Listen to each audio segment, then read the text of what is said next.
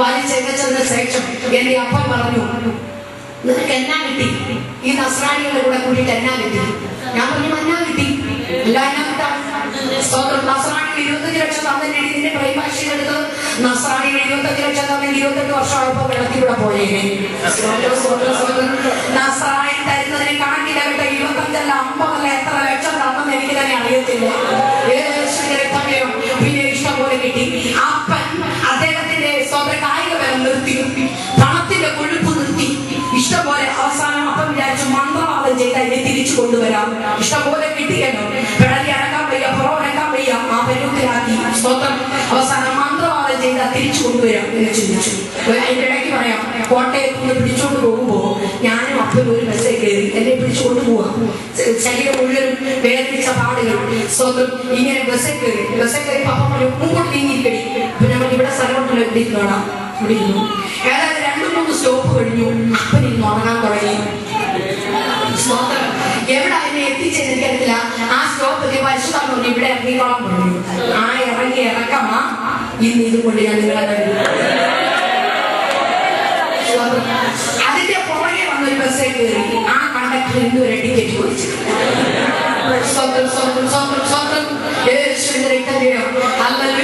അപ്പം ഇറങ്ങി ഞാൻ എന്തിനാണെന്നറിയാമോ? ചിലരുടെ ഉറക്കം നിന്നെ ഇറക്കാനാണ്.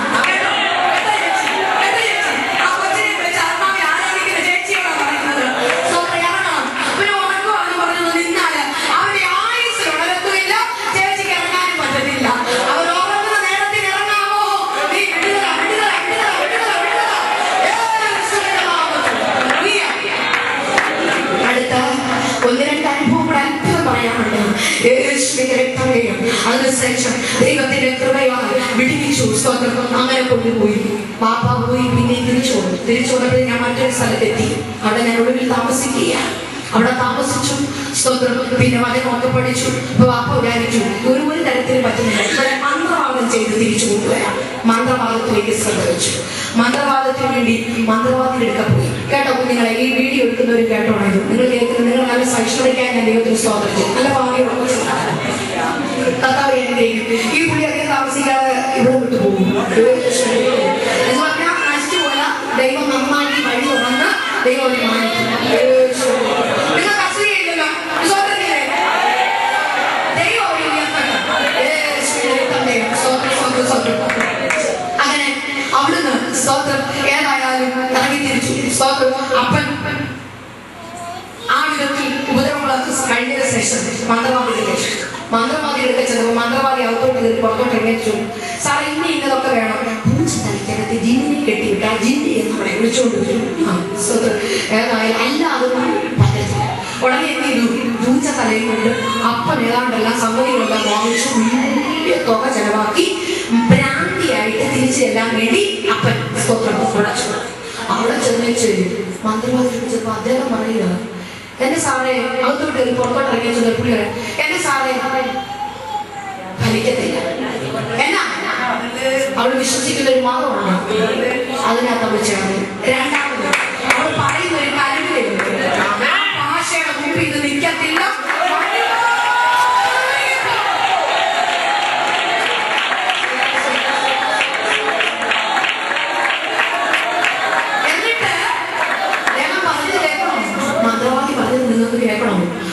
പറയുക, എന്റെ പൊന്ന് സാറേ, ഈ തമ്പ പഠിച്ച് വെള്ളത്തുണി ഉടുത്തോണ്ട് കല്ലിന്റെ പറഞ്ഞ് നടക്കുന്ന ജാതി ഉണ്ടല്ലോ, ആ ജാതി ഒരു തരത്തിൽ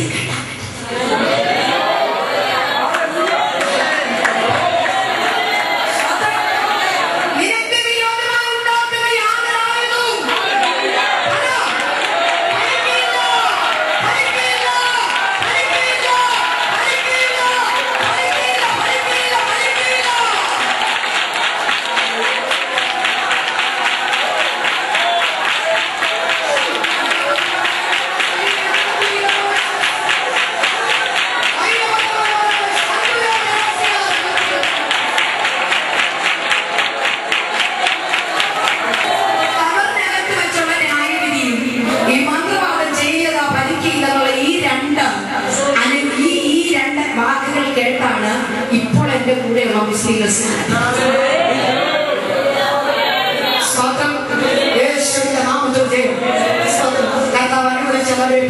കൊണ്ടുവരാം.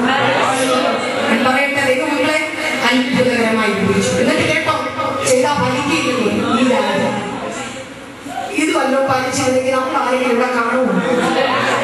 നമ്മുടെ മണ്ണ് തോണ്ടി എടുത്തോണ്ട് പോയി നമ്മളെ കുടിച്ചിടാൻ ചെയ്തു. ദൈവത്തിന്റെ സ്നേഹം എന്നാണെന്നറിയാമോ? ലോക സ്ഥാപനത്തിന് മുമ്പേ പിതാവേ നീ എന്നെ തെരഞ്ഞെടുത്തു. വചനം ഞാൻ പുറകെ പറഞ്ഞോളാം. സ്തോത്രം. അതിനുശേഷം അത്ഭുതകരമായി അവിടുന്ന് വിടുവിച്ചു. എനിക്ക് വിരോധമായി കെട്ടിയ ഈ കെട്ട എന്റെ മൂത്ത സിസ്റ്ററെ ബാധിച്ച 41 ദിവസം അവളെ ചങ്ങലയിലിട്ടു. അവസാനം എന്റെ അപ്പനെ പാടി. അപ്പൻ വന്നിട്ട് എന്നോട് പറഞ്ഞു, മോളെ നിന്റെ ദൈവം ശക്തനല്ല, അവൻ സർവശക്തനാണ്. എന്നെ കൊല്ലാൻ ശ്രമിച്ചു. അവസാനം എന്റെ കഴുത്തിന് കത്തി കുത്തി ഇറക്കാൻ ശ്രമിച്ച അപ്പന്റെ കൈ തളർന്ന് കത്തി തെറിച്ചു. ദൈവം ജീവനുള്ള ദൈവമാണ്. ഈ ദൈവത്തിന് വേണ്ടി നിൽക്കുമെങ്കിൽ ദൈവം നിനക്ക് വേണ്ടി നിൽക്കും. ദൈവത്തിന് വേണ്ടി ആയുസിനെ കൊടുക്കുമെങ്കിൽ നിനക്ക് ദീർഘായുസ് തരും. നിന്റെ ഭവനം വിട്ടുകൊടുത്താൽ നിനക്ക് അനേക ഭവനങ്ങൾ തരും. ഈ തലമുറ വിട്ടുകൊടുത്താൽ തലമുറയായുള്ള നന്മകൾ നിനക്ക് കാണുവാൻ കഴിയും. നിന്റെ സാമ്പത്തികം കൊടുത്താൽ സാമ്പത്തികത്തിന്റെ വലിയ ഉടമസ്ഥനാകുവാൻ ദൈവം വിശ്വസ്തനാണ്. അതേ സ്തോത്രം. 86 അതിനുശേഷം ബൈബിൾ കോളേജിൽ പോയി പഠിച്ചു. ദൈവവേദിയോടുള്ള ബന്ധത്തിൽ എന്റെ അപ്പൻ എന്നോട് ചോദിച്ചു, എടി ആര് നിന്നെ കെട്ടും? സ്തോത്രം. ആര് നിന്നെ കെട്ടും? ഈ ജാതിയുടെ കൂടെ പോയാൽ ചത്താ കുഴിച്ചിടാൻ സ്ഥലമില്ല, കെട്ടാൻ ആളില്ല. സ്തോത്രം. ഈ ജാതിക്ക് കുഴിച്ചിടാൻ സ്ഥലമില്ലെന്ന് അപ്പന്റെ അഭിപ്രായം. സ്തോത്രം സ്തോത്രം സ്തോത്രം. ഇവിടെ ഇപ്പൊ അങ്ങ് ഇഷ്ടംപോലെ സ്ഥലമുണ്ട്. യേശുവിനെ അത് വെറുതെ അങ്ങ് ലഘൂകരിച്ചൊക്കെ പോകുകയാണ്. യേശു ആര് കെട്ടും? അപ്പൊ ഞാൻ പറഞ്ഞു, നസ്രായന്റെ കൂടെയല്ലേ ഞാൻ ഇറങ്ങിയത്. നസ്രായൻ വേണമെങ്കിൽ നസ്രാണി ഒരുക്കി തരും.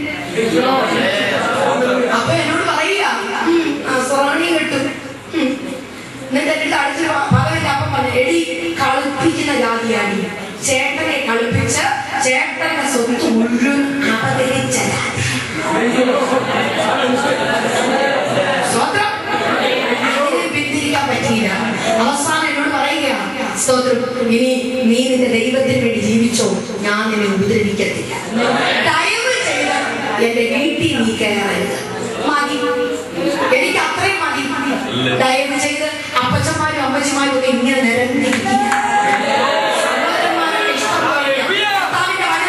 എന്റെ നാമനിമിത്തം അപ്പനെയോ അമ്മയോ വീടോ നിലങ്ങളോ പുരയിടങ്ങളോ എന്ത് വിട്ടാൽ ഈ ലോകത്തിൽ അതിനെ ഈ ലോകത്തിൽ 100 മടങ്ങ് വരുവാനുള്ള ലോകത്തിൽ നിത്യജീവനെ കൂടെ തരാം. യേശുവിന്റെ നാമത്തിൽ ഇഷ്ടംപോലെ കഷ്ടതകൾ പൊളിച്ചു ഞാൻ പറഞ്ഞില്ല. അവസാനം പട്ടിണി, അടി, ഇടി, ഉപദ്രവം. ഒരു സാരി ഞാൻ 3 വർഷം ഉടുത്തുകൊണ്ട് നടന്നു. എനിക്ക് ഉടുക്കാൻ അതേ സ്വന്തം വസ്ത്രമില്ല, കഴിക്കാൻ ആഹാരമില്ല. അന്നും അപ്പനോട് ചോദിച്ചു, നിനക്ക് എത്ര ലക്ഷം കിട്ടി? ലക്ഷം നോക്കി ഇറങ്ങിയതല്ല. നിത്യജീവൻ ലക്ഷം കൊടുത്താൽ കിട്ടത്തില്ല. അത് എന്നെ തന്നെ കൊടുത്താലേ എനിക്ക് കിട്ടുകയുള്ളൂ. യേശുവിന്റെ നാമത്തിൽ ഇന്ന് ഞാൻ മരിച്ചാൽ എന്റെ നിത്യത്തിന്റെ ക്രിസ്തുവിനോട് കൂടെ എനിക്ക് നല്ല ബോധ്യം ഉണ്ടാകും. അതിനുശേഷം അതേ മാർത്തോമാ സമുദായത്തിൽപ്പെട്ട ഒരു വ്യക്തി പെന്തക്കോസ്ത് വിശ്വാസത്തിലേക്ക് കടന്നു വന്നു. ചിറ്റാണെന്ന് പറയുന്ന സ്ഥലത്ത് ഒരു കൺവെൻഷൻ പ്രസംഗത്തിനായി ഞാൻ കടന്നുപോയി.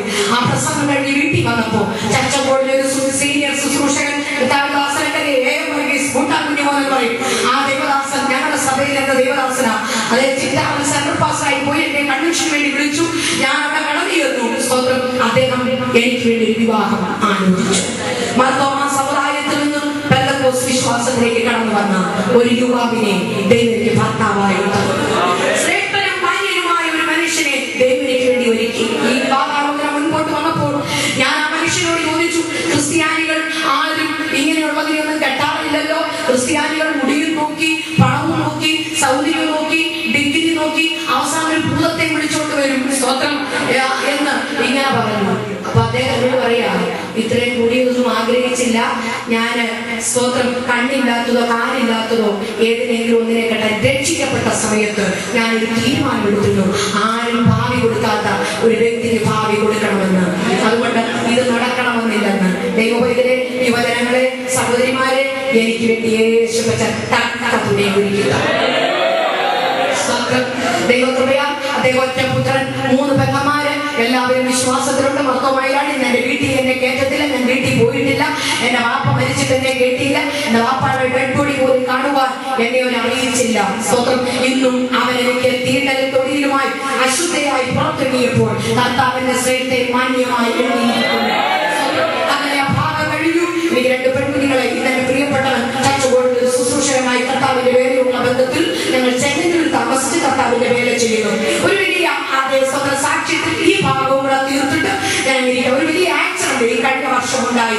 അതാ ഞാൻ പറഞ്ഞത്, രോഗത്തിന് മതിയായാലും അടഞ്ഞിടഞ്ഞ വാതിലുകളെ തുറക്കും. ഭാവി അതേ സ്വന്തം ബന്ധിക്കപ്പെട്ടിരിക്കുകയാണോ, ഇത് നീ കേട്ട് കഴിയുന്നതിന്റെ ഭാവിയുടെ ബന്ധനം അഴിയും. സാമ്പത്തിക ഞെരുക്കമാണോ, അത് തുറന്നു തരുവാൻ ദൈവം മതിയായത്. ഓ യേശുവിന്റെ നാമത്തിൽ എന്റെ വിവാഹത്തിന് 1000-ൽ ചെല്ലുവാനും മാതാപിതാക്കളും സഹോദരന്മാരുമോ എന്റെ വിവാഹത്തിന് ദൈവം ഒരുക്കി തന്നത്. അതേ തുക ഞാൻ നിങ്ങളോട് പറയുന്നില്ല. ഒന്നിനും പുറംവരാത്താതെ ഞാൻ എന്തൊക്കെ വിട്ടോ അതിന്റെ 10,000 മടങ്ങ് ഇന്ന് ദൈവം എനിക്ക് തന്നുകൊണ്ടിരിക്കുകയാണ്. ഒന്നിനും പുറംവരുത്തിയിട്ടില്ല. നിന്റെ ഭാവി ഓർത്തു നീ തടസ്സമായി നിൽക്കരുത്. ഭർത്താവിനെ ഓർത്തു തടസ്സമായി നിൽക്കരുത്. കുഞ്ഞുങ്ങളെ ഓർത്ത് തടസ്സമായി നിൽക്കരുത്. സാഹചര്യം നോക്കി നിൽക്കരുത്. ഈ മുൻപേ ദൈവരാജ്യം അന്വേഷിക്കുക. അതോട് കൂടെ കർത്താവ് നിങ്ങൾ സകലം തരുവാൻ മതിയായത്. കഴിഞ്ഞ വർഷം ഏപ്രിൽ മാസത്തിൽ ഒരു വലിയ 7-ാം തീയതി ഒരു വലിയ ആക്സിഡന്റ് ഉണ്ടാകുവാനിടയായി. എന്റെ പ്രിയപ്പെട്ടവൻ അതേ സ്വന്തം കൊടുമണ്ണ് നിന്ന് കോന്നിയിൽ നിന്ന് കൊടുമണ്ണ് വഴി ചെങ്ങന്നൂരിലേക്ക് വരുന്ന സമയത്ത് ഒരു കാറ് വന്ന് ബൈക്കിനിടിച്ചിട്ട് സ്വന്തം ആ ബൈക്ക് തെറിച്ച് ഈ കാറ് ബൈക്കിനിടിച്ചിട്ട് എന്റെ കുഞ്ഞുങ്ങൾ പ്രിയപ്പെട്ട ആ ബൈക്കിലുണ്ടായിരുന്നു. കുഞ്ഞുങ്ങൾ ആ ഇടിച്ച കാറിന്റെ അടിയിൽ മൂത്ത മോള് കയറിപ്പോയി. പ്രിയപ്പെട്ടവൻ തെറിച്ച് 30 അടി താഴ്ചയുള്ള ഒരു കൊക്കയിലേക്ക് വീണു. കൊച്ചു കുഞ്ഞ് ഒരു പോസ്റ്റിന്റെ ഇടയിൽ കൂടെ ഒരു കൽപ്പനയിലേക്ക് തെറിച്ചു വീഴുവാനിടയായി. എന്റെ പ്രിയപ്പെട്ടവന്റെ പൊടിഞ്ഞു പോയി. നട്ടല് കംപ്ലീറ്റ് പൊടിഞ്ഞു പോയിട്ട് അതിൻ്റെ ഒരു എല്ല് സ്പൈനൽ കോഡിനകത്ത് കയറി. അരക്കിൽപ്പെട്ട കംപ്ലീറ്റ്. ഞാൻ ഒരിടത്തെ മീറ്റിംഗ് എഴുതി തിരിച്ചു വരുമ്പോൾ നാട്ടുകാരനെ വിളിച്ചറിയിച്ചു. ഞാനത് മുളക്കുടയിൽ കാറിലെടുത്ത് കോന്നി SMS ഹോസ്പിറ്റലിൽ വന്നപ്പോൾ സ്ട്രെച്ചറിൽ തളർന്നു കിടക്കുന്ന മനുഷ്യൻ, ചോരയ്ക്കകത്ത് കുളിച്ചു കിടക്കുന്ന 2 കുഞ്ഞുങ്ങൾ. ദൈവത്തിന്റെ കരങ്ങൾ ഏൽപ്പിച്ചു കൊടുത്തു. നിരാശയില്ല. കഷ്ടതകൾ ഇഷ്ടംപോലെ ഉണ്ട് എനിക്ക് പറയാം. പക്ഷെ എനിക്കത് ഇഷ്ടമല്ല പറയുന്നത്. ഞാൻ എല്ലാത്തിൽ നിന്ന് ദൈവത്തിന്റെ നീക്കുപോക്ക് തന്നു. ജയം തന്നതുകൊണ്ട് അവസാനം ഡോക്ടറിനോട് പറഞ്ഞു, നിന്റെ ഭർത്താവിന്റെ നട്ടലിന് കുഴപ്പം സംഭവിച്ചത് ഇനി എഴുന്നേറ്റ് നടക്കത്തില്ല. ഞാൻ അവിടെ നിന്ന് ഡിസ്ചാർജ് വാങ്ങി തിരുവല്ല പുഷ്പഗിരി ഹോസ്പിറ്റലിൽ കൊണ്ടുവന്നു. അവിടെ അഡ്മിറ്റ് ആക്കി. അവിടെ ഡോക്ടേഴ്സ്, ന്യൂറോ സർജന്മാര്, രാജ്യമാനുരാനും പരിശോധിച്ച് MRI CT സ്കാനും ഒക്കെ എടുത്തിട്ട് എന്നോട് പറഞ്ഞു, ഇനി നിന്റെ ഭർത്താവ് നടക്കത്തില്ല. എന്റെ ഭർത്താവിന്റെ L2 പൊടിഞ്ഞു പോയി. അദ്ദേഹത്തിന്റെ അരക്കിൽപ്പെട്ട് കംപ്ലീറ്റ് തളർന്നു. കാല് സൂക്ഷിച്ചു. 18 ദിവസം അങ്ങനെ വെയിറ്റിട്ട് ആ കിടപ്പ് കിടത്തി. പുതിയ എഴുതിച്ചപ്പോൾ കാലൊരു ഞരമ്പ് മാത്രം കാണാം, ഒരസ്ഥി മാത്രം തളർന്ന് ഇങ്ങനെ വാഴിക്കുന്ന കാലം. നിരാശപ്പെട്ടില്ല. കർത്താവിനോട് ഞാൻ ചോദിച്ചു, വിളിച്ചവൻ വിശ്വസ്തൻ. കർത്താവിന്റെ വേലയ്ക്ക് വേണ്ടി ഇറങ്ങി. കർത്താവിന്റെ മുഖത്ത് ഞാൻ നോക്കി ഇറങ്ങി. ലോകം വിധി എഴുതി, ഇനി എഴുന്നേറ്റ് നടക്കത്തില്ല. ഡോക്ടേഴ്സ് വിധി എഴുതി. മനുഷ്യൻ പറഞ്ഞു, കിടന്നാലും പ്രയോജനമില്ല, കിടക്കാതിരിക്കുന്നതാ നല്ലത്. എന്റെ മുഖത്ത് നോക്കി പറഞ്ഞ ദുഃഖിപ്പിക്കുന്ന വ്യസനിപ്പിക്കുന്ന ആശ്വാസകന്മാർ എന്റെ റൂമിൽ കടന്നു വന്നു. പക്ഷേ എന്റെ യേശു എന്നെ വ്യസനിപ്പിച്ചില്ല. ഞാൻ മുട്ടുകുത്തി 40 ദിവസം അതേ സ്വന്തം ആ കിടപ്പ് എന്റെ പ്രിയപ്പെട്ടവരുടെ കിടന്നു. ഡേ ആൻഡ് നൈറ്റ് 18 മണിക്കൂർ നേരത്തിൽ ഓപ്പറേഷൻ വേണമെന്ന് പറഞ്ഞു. ഓപ്പറേഷൻ ഡേനാക്കി. ഓപ്പറേഷൻ എന്തിനാന്ന് ചോദിച്ചാൽ ഈ എല്ല് പൊടിഞ്ഞു പോയ എല്ല് വല്ലാതെ കയറിയിരിക്കുന്നത് കൊണ്ട് അനങ്ങാൻ പറ്റത്തില്ല. വേദന കൊണ്ട് തുളയുകയാണ്. ഞാൻ ആ വേദന മാറാനും ഈ ഒടിഞ്ഞു പോയ എല്ലിന്റെ സ്ഥാനത്ത് കമ്പിയിടാനും വേണ്ടി 18 മണിക്കൂർ വേണമെന്ന് പറഞ്ഞു. 18 മണിക്കൂർ നേരത്തെ ഓപ്പറേഷൻ കഴിഞ്ഞു. എന്റെ പ്രിയപ്പെട്ടവർ ഇറങ്ങിക്കൊണ്ടുവന്നു. അതേ വെന്റിലേറ്ററിലിട്ടു. 3 ദിവസം. 2ാമത്തെ ദിവസം പിറ്റേ ദിവസം സുബോധം വന്നു. ദൈവത്തിന്റെ കൃപയാൽ 40ാമത്തെ ദിവസം ഞാൻ ഡിസ്ചാർജ് വാങ്ങി ആ ഹോസ്പിറ്റലിൽ നിന്ന് എന്റെ വീട്ടിലേക്ക് പോയപ്പോൾ ഒരു ആംബുലൻസിൽ കയറ്റി ഒരു ഡെഡ് ബോഡി കൊണ്ടുപോകുന്നത് പോലെ ഞാൻ എന്റെ വീട്ടിൽ കൊണ്ടുപോയി. 3-4 പേര് കൂടി ബെഡ്ഷീറ്റിൽ പിടിച്ച് എന്റെ പ്രിയപ്പെട്ടവരെ വാട്ടർ ബെഡിൽ കിടത്തി. വന്നവരെല്ലാം മടങ്ങിപ്പോയി പ്രാർത്ഥിച്ചു. കരഞ്ഞു ഒക്കെ ആയിപ്പോയി. പക്ഷെ എന്റെ യേശു പോയില്ല. ഞാൻ അവിടെ നിന്നു. എന്റെ യേശുവിനോട് കരയുവാൻ പ്രാർത്ഥിക്കുവാൻ തുടങ്ങി. എന്റെ പ്രിയപ്പെട്ടവരും ദൈവസന്നിധി പെരുന്നില്ല. ദൈവം എന്ത് ചെയ്തു എന്ന് ഞങ്ങൾ ചോദിച്ചില്ല. പക്ഷെ ഒരു കാര്യം ഞാൻ ചോദിച്ചില്ല, തന്നെ എന്നെ ശോധന കഴിച്ചു. കർത്താവേ, എന്റെ കുഴപ്പമാണോ എന്റെ ഭർത്താവിന്റെ കുഴപ്പമാണ്? എന്താണ് കാരണം പറഞ്ഞാട്ടെ. അപ്പോൾ എന്റെ യേശുവിനോട് പറഞ്ഞത് അതേ പുറപ്പാട് പുസ്തകം 22-ാമത്തെ വാക്യം, ആരെങ്കിലും തീയിട്ട കാട് കത്തിയ കറ്റക്കൂട്ടമോ വിളവോ നശിച്ചു പോയാൽ തീയിട്ടവന് ഭയം കൊടുക്കണം. അപ്പോൾ ഞാൻ യേശുവിനോട് പറഞ്ഞു, യേശുവെ, തീയിട്ടത് യേശുവാണ്, മനുഷ്യനല്ല. അങ്ങനെ ദൈവകൃപയാൽ പറയട്ടെ, അങ്ങനെ ഏൽപ്പിച്ചു കൊടുത്തു.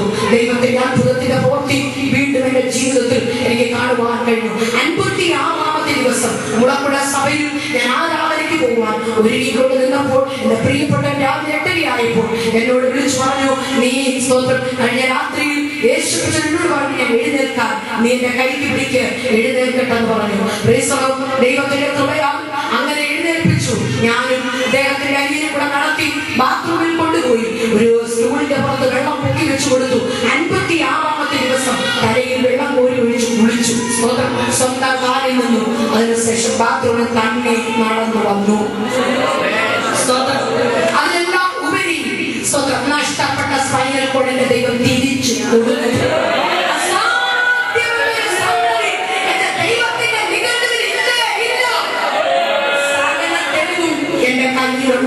വീട്ടിൽ വരിക. ഡൊമിനിക്കാന്റെ രാജമാനുരാൻ മരിച്ചിട്ടില്ല. അവർ തന്നെ ഇന്നും അവിടുത്തെ ന്യൂറോസർജന്മാര്.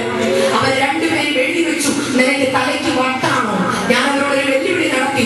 എന്റെ ഭർത്താവ് ഈ ഹോസ്പിറ്റലിൽ നടന്നു വരും, നടത്തുന്ന ദൈവത്തെ ഞാൻ സേവിക്കുന്നത്. അവരെന്നോട് ചോദിച്ചത്, നിനക്ക് എന്നാ വിദ്യാഭ്യാസമുണ്ട്, നിനക്ക് തലയ്ക്ക് വട്ടുണ്ടോ? സ്തോത്രം. രണ്ടിനും യെസ് പറഞ്ഞു മടങ്ങി വന്നു.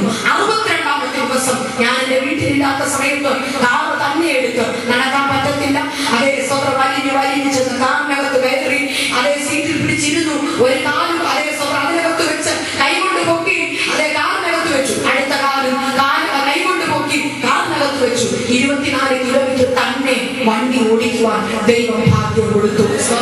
കെട്ടുകറിയല്ല, ഇന്നും ദൈവം ജീവിക്കുന്നു. ഈ യേശു എന്തിന് പോരാത്തവനായി കൂടെ ഉണ്ട്.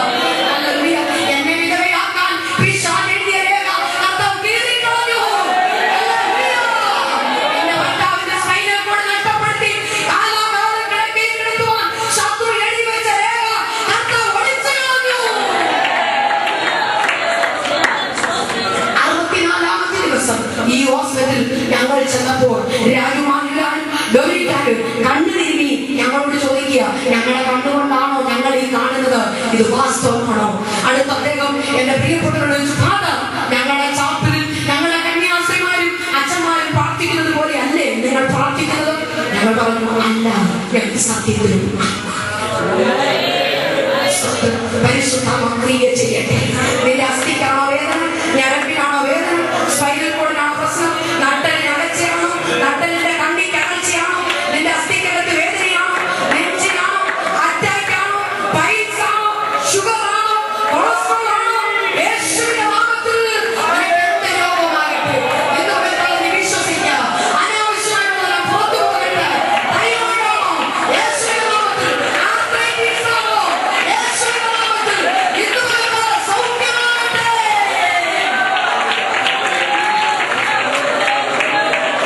അങ്ങനെ എന്റെ പ്രിയപ്പെട്ടവരെ ദൈവം വിളിച്ചു. എന്റെ മോളുടെ കാല് 12 വയസ്സുകാരിയായ എന്റെ മോളുടെ കാല് ഈ ജോയിന്റ് അങ്ങ് വിട്ടുപോയി. അവൾ മരുന്നെടുക്കത്തില്ല, വളരെ എതിരാണ്. സ്വന്തം 35 ദിവസം കിടപ്പ്. അങ്ങനെ അവള് വലിയ എഴുന്നോക്കിയായി. ഒരു ദിവസം ഒരു ഡോക്ടർ റൂമിലേക്ക് വന്നിട്ട് ഇങ്ങനെ പറഞ്ഞു, ഈ കുഞ്ഞിനെ ഇനി ഇങ്ങനെ വെച്ചോണ്ടിരുന്നാൽ നിങ്ങളെ പേര് ഞാൻ ആക്ഷൻ എടുക്കും, ഇതിന് മരുന്ന് കൊടുക്കണം, ഇതിനെ ചികിത്സിക്കണം, നിങ്ങൾ എവിടെയെങ്കിലും നല്ല ഹോസ്പിറ്റലിൽ കൊണ്ടുപോയി ഇതിനെ ഓപ്പറേഷൻ ചെയ്യണം. പക്ഷെ ഇവിടെ മരുന്നെടുക്കത്തില്ല. ഇവിടെ ഭയങ്കര കരഞ്ഞു പ്രാർത്ഥിച്ചു. അന്ന് രാത്രി എന്റെ പൈതലിനെ കൊടുത്ത അത്ഭുത വിടുതൽ ഞാൻ പറഞ്ഞിട്ട് ഞാൻ ഇരിക്കാം. യേശുവിന്റെ നാമത്തിൽ ഞാൻ പറയട്ടെ, ദൈവത്തിന്റെ പൈതലെ അന്ന് രാത്രി അവൾ കണ്ണുനീരോടെ ദൈവത്തോട് പ്രാർത്ഥിച്ചു. വിട്ടുപോയ ജോയിന്റ് അവൾ പറഞ്ഞു, യേശുപ്പച്ച, എന്റെ അമ്മ പറഞ്ഞത് കേട്ടല്ലോ. എന്റെ അമ്മ പറഞ്ഞു നാളെ കൊണ്ടുപോയി എക്സ്റേ എടുപ്പിക്കുമെന്ന്. എനിക്കത് സഹിക്കാൻ വയ്യ. അതുകൊണ്ട് യേശുപ്പച്ച, മരുന്നെടുക്കുന്ന എനിക്ക് പേടിയാ, ഓപ്പറേഷൻ എനിക്ക് പേടിയാ, നീ എന്നെ സൗഖ്യമാക്കണമേ. അവൾ അന്ന് രാത്രി പ്രാർത്ഥിച്ചു. അത്ഭുതകരമായി ഒരു വലിയ കരം അവളുടെ റൂമിലേക്ക് ഇറങ്ങി വന്നു. അവളുടെ കാല് വിട്ടുപോയെടുത്ത് ആ കാല് പിടിച്ചങ്ങോട്ട് ഒട്ടിച്ചു വെച്ചു. അനുഭവിച്ച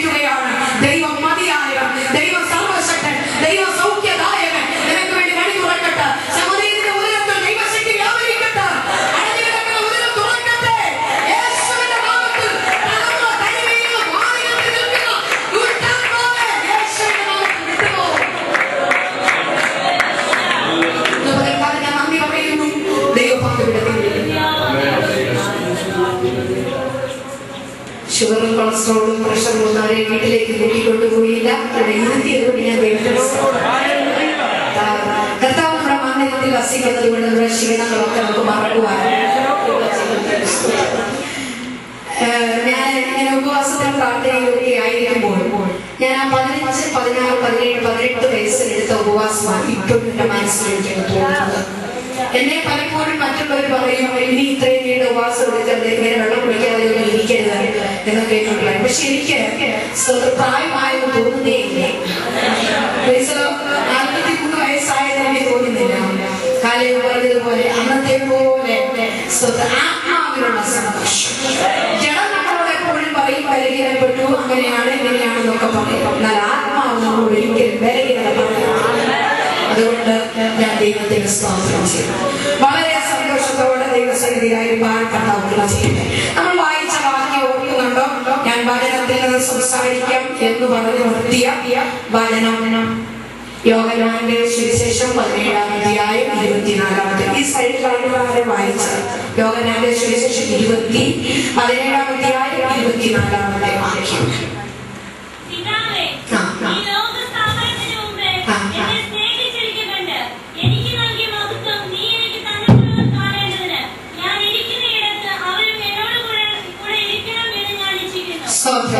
ഞാൻ ആ വചനത്തിൽ നിന്ന് തുടർന്നും അല്പസമയം സംസാരിക്കാൻ ആഗ്രഹിക്കുന്നു. എത്രത്തോളം സമയം കർത്താവ് ബലപ്പെടുത്തുന്നു അത്രത്തോളം സമയം കർത്താവിന്റെ സന്നിധി.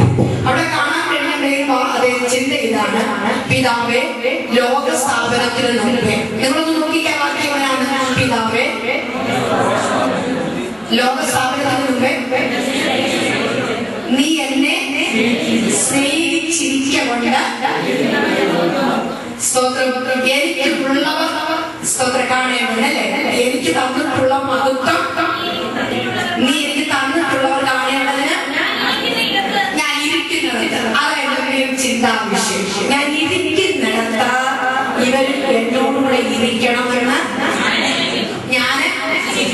നമ്മളിപ്പോ നമ്മുടെ അപ്പച്ചനെടുത്തോ വലിയപ്പച്ചനെടുത്തോ അമ്മാച്ചനെടുത്തോ അല്ലെങ്കിൽ നമ്മുടെ പ്രായമുള്ള ആളുകളുടെ അധ്യാപകരെടുത്തോ ഗുരുവിനെടുത്തോ എന്റെ ആഗ്രഹം ഞാൻ പറഞ്ഞു അല്ലേ? അങ്ങനെ എന്റെ ഇച്ഛ. ഇനി പിതാവിന്റെ ഇഷ്ടമാണ് മണവാട്ടി എവിടെ ഇരിക്കണം. പണ്ടൊക്കെ എന്റെ വിവാഹ നിശ്ചയം വരെയൊക്കെയുള്ള കാര്യങ്ങൾ അന്നൊക്കെ ഉള്ള ആൾക്കാരെ ഉറപ്പിനാണ് മണവാളനെയും മണവാട്ടിയും ഒരുമിച്ചിരുത്തത്. ചെറുക്കം പോയി പെണ്ണിനെ വീട്ടുകാരാദ്യം പോയി കണ്ടു. പിന്നെ ചെറുക്കം പോയി കണ്ടു, ഇഷ്ടപ്പെട്ടു. ഇനി എവിടെയെങ്കിലും പെണ്ണിന്റെ വീട്ടിലോ ചെറുക്കന്റെ വീട്ടിലോ ഉറപ്പണം. ചിലപ്പോൾ പെണ്ണിനെ വരാത്ത ഉറപ്പുണ്ട് ചെറുക്കന്മാരും പെണ്ണുങ്ങളും കൂടാത്തത് അല്ലെ? പണ്ടൊക്കെ അങ്ങനെ അപ്പനും അമ്മമാരും വീട്ടുകാരും. ഇന്ന് അങ്ങനെ വല്ലതും നടന്ന വിവരം അപ്പനോട് പറയും പോയി കെട്ടിക്കോട്ടെ, അമ്മയോട് പറയും പോയി കെട്ടിക്കോട്ടെ അല്ലെ? പണ്ട് അങ്ങനെയല്ല. പിതാവിനോട് പുത്രൻ പറയുന്നു, എന്റെ ഇച്ഛ നീ എനിക്ക് വേണ്ടി നിശ്ചയിച്ചിരിക്കുന്ന എന്റെ മണവാട്ടി എന്റെ കൂടെ ഇരിക്കണം. എന്റെ കല്യാണം നിശ്ചയത്തിൽ ഞങ്ങളെ അടുത്തടുത്തിരുത്തിയില്ല, രണ്ടുപേരും രണ്ട് സ്ഥലത്തായി. പിന്നെ ഉണ്ണാ സമയത്ത് അമ്മാനിയമ്മയുടെ കൂടെ കൊണ്ടുപോയി TPM-ലാണെങ്കിൽ TPM മദർമാരുടെ കൂടെ കൊണ്ടുപോയി പെണ്ണിനെ ഇരുത്തും, മണവാട്ടിയെ കൊണ്ടുപോയി ഇരുത്തും, ചെറുക്കന്മാരുടെ കൂടെ ഇരുത്തത്തില്ല. അപ്പൊ പറയുക എനിക്ക് ആഗ്രഹമുണ്ട് എന്റെ കൂടെ ഇരിക്കണം. പക്ഷേ അതിന് ചില വ്യവസ്ഥകളുണ്ട്. അപ്പൻ വന്നു, കണ്ടു, ആലോചിച്ചു, ഇഷ്ടപ്പെട്ടു. സ്തോത്രം എന്നിട്ട് പറഞ്ഞു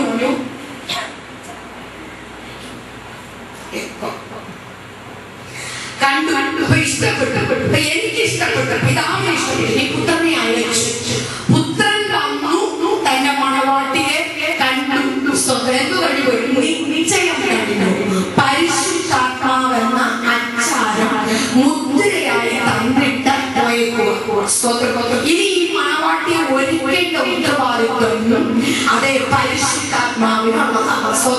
പരിശുദ്ധാത്മാവിനുള്ളതാണെങ്കിൽ, തോഴിമാർക്കുള്ളതാണെങ്കിൽ, വീട്ടുകാർക്കുള്ളതാണെങ്കിൽ, കൂട്ടുകാർക്കുള്ളതാണെങ്കിൽ അവരവർ വിഘടിക്കാതെ നിന്നെങ്കിൽ മാത്രമേ അവരത് ചെയ്യത്തുള്ളൂ.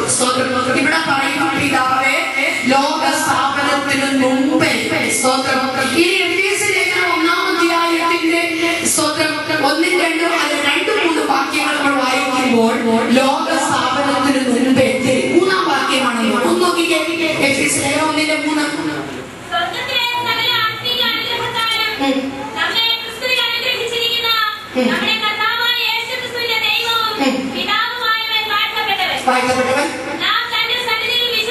വിശുദ്ധരും നിഷ്കളങ്കരും ആകേണ്ടതിന്.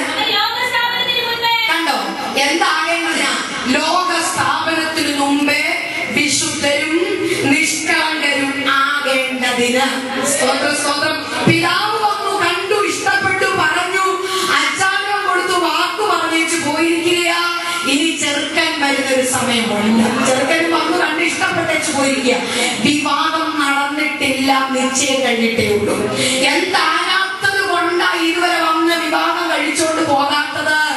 അവന്റെ സന്നിധിയിൽ വിശുദ്ധരും നിഷ്കളങ്കരും ആകേണ്ടതിന് അവൻ ലോക സ്ഥാപനത്തിനു മുമ്പേ തിരുഹിതത്തിന്റെ പ്രസാദപ്രകാരം നമ്മെ ക്രിസ്തു യേശുവിൽ എന്ത് ചെയ്തിരിക്കുന്നു? ദത്തെടുത്തിരിക്കുന്നു. ദത്തെടുത്തിരിക്കുന്നു. സ്തോത്രം.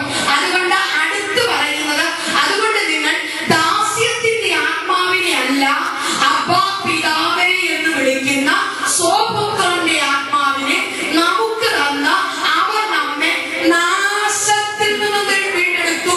സ്തോത്രം.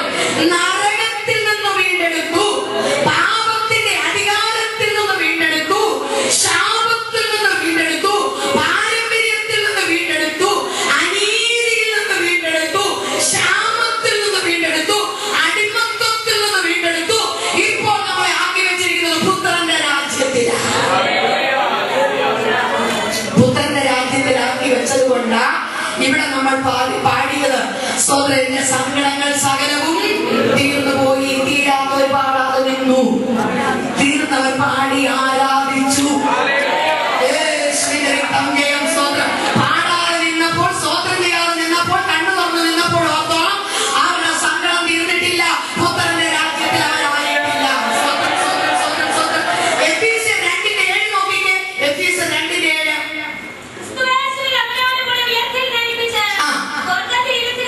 നോക്കി. സ്തോത്രം. ദത്തെടുത്തു, വീണ്ടെടുത്തു, പുത്രത്വം തന്നു. ഇപ്പോൾ നമ്മൾ എവിടെ ആക്കി വെച്ചിരിക്കുന്നു? സ്വർഗത്തിൽ. സ്വർഗത്തിൽ ആക്കി വെച്ച സന്തോഷമാണ് ഇവിടെ ഇരിക്കുന്നവർക്കെല്ലാം. സ്വർഗത്തിലാക്കി വെച്ച സന്തോഷം. എങ്ങനെയാ സ്വർഗത്തിലായത്? അതേ സ്തോത്രം. റോമാലേഖനം 14-ാം അധ്യായത്തിലല്ലേ പറയുന്നത്? സ്തോത്രം.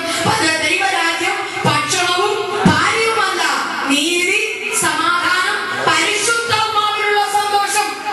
യേശുക്രിസ്തുവിന്റെ അധികാരമുള്ള നാമത്തിൽ വീട്ടിൽ പട്ടിണിയായിരിക്കാം, അടിയായിരിക്കാം, ഇടിയായിരിക്കാം, ആരാധനകളിൽ ചിലപ്പോൾ പീഡിപ്പിക്കപ്പെട്ടേക്കാം, പള്ളി അതെ കുത്തിപ്പൊളിച്ചേക്കാം, കത്തിച്ചു കളഞ്ഞേക്കാം, വസ്ത്രങ്ങൾ പിടിച്ചെടുത്തേക്കാം, വീട്ടുകാർ സമ്പത്ത് തരാതിരുന്നേക്കാം, ഇറക്കി വിട്ടേക്കാം.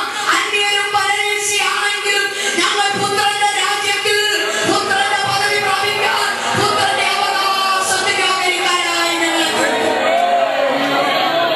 യേശുവിന്റെ രക്തം. ഇതെങ്ങനെ ഞങ്ങൾ പ്രാപിച്ചു? അവന്റെ ആത്മാവ് ഞങ്ങൾക്ക് അച്ചാരമായി തന്നതുകൊണ്ട്. അതുകൊണ്ട് സ്തോത്രം. അതേ ഗലാത്യർ 5:1 കാണാതറിയാവുന്നവർ പറഞ്ഞാട്ടെ. സ്തോത്രം. അതുകൊണ്ട് ക്രിസ്തു നമ്മെ സ്വതന്ത്രരാക്കി. അതുകൊണ്ട് ഇനി നിങ്ങൾ എന്ത് ചെയ്യരുത്? അടിമമുഖത്തിൽ കുടുങ്ങിപ്പോകരുത്. മണവാളൻ നമ്മുടെ വെമ്പലോടെ കാത്തിരിക്കുക. പിതാവേ, നീ എന്റെ അടുത്ത് പറഞ്ഞതെല്ലാം ഞാൻ പറഞ്ഞതുപോലെ ചെയ്തു, ഞാൻ അനുസരിച്ചു, നീ എന്നെ ഏൽപ്പിച്ച ജോലി ഞാൻ വിശ്വസതയോടെ ചെയ്തു. എന്റെ പിതാവേ, ആ മണവാട്ടി ഒന്ന് കൂട്ടിക്കൊണ്ടുവരാൻ നീ എപ്പോഴാണ് എന്നോട് വാക്ക് പറയുന്നത്? അവൻ ചെവി കൂർമ്മിച്ചിരിക്കുകയാ, അവൻ ശ്രദ്ധിച്ചിരിക്കുക, അവൻ ശ്രദ്ധിച്ചിരിക്കുക. എന്റെ അസ്വത എപ്പോഴാ മണവാട്ടിയെ കൂട്ടിക്കൊണ്ടുവരുന്ന സെക്കൻഡ്, നിമിഷം, മിനിറ്റ്, മണിക്കൂറുകൾ രഹസ്യമായി പിതാവിന്റെ കലവറയിൽ വെച്ചിരിക്കുന്ന കാരണം എല്ലാം അറിയാമോ? സ്തോത്രം. ഹല്ലേലൂയ. ഞാൻ ഇങ്ങനെ വിശ്വസിക്കാം, വിശ്വസ്ത ഭാര്യയെന്ന് എണ്ണിയിരിക്കുന്ന ഭർത്താവ് തന്റെ ഭാര്യയോട് ഹൃദയം തുറന്ന് സംസാരിക്കും. ഒന്നും മറച്ചു വെക്കത്തില്ല, അല്ലെ? രഹസ്യമില്ല, അവരെല്ലാം തുറക്കും. കാരണം അവർ രണ്ടല്ല ഒരു ദേഹമായി തീർന്നത് കൊണ്ട്. എന്തുകൊണ്ട് ഇത് മറച്ചു വെച്ചിരിക്കുന്ന വെച്ചാൽ അപ്പച്ചൻ ഇരിപ്പുണ്ട്,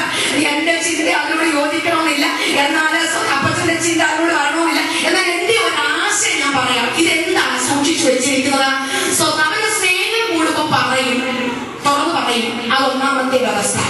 രണ്ടാമത്തെ കാര്യം യൂദായുടെ പുസ്തകത്തിനകത്ത് 18-ാം വാക്യത്തിലാണെന്ന് തോന്നുന്നു, മോശയുടെ ശരീരം ഉയർപ്പിക്കാൻ വേണ്ടി പിതാവ് ചെന്നടനെ അവിടെ എന്ത് ചെയ്തു?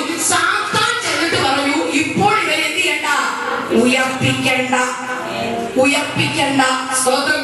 അപ്പൊ മണവാട്ടിയെ കൂട്ടിക്കൊണ്ടു പോകുന്നത് 7 ദിവസം രാത്രിപ്പ് യോഗം നടത്തിയിട്ട് 8-ാമത്തെ ദിവസം അവള് വെള്ള വസ്ത്രമൊക്കെ ധരിച്ച് കസേരയിൽ ഇങ്ങനെ റെഡിയായിട്ടിരിക്കുമ്പോഴാണ് വരുന്നതെന്നാണോ എഴുതിയിരിക്കുന്നത്?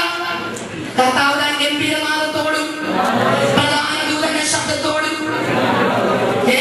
ദൈവത്തിന്റെ കാഹളത്തോടും സ്വർഗത്തിൽ നിന്ന് എത്ര പെട്ടെന്നാണല്ലോ, നൊടി നേരത്തിനുള്ളിൽ.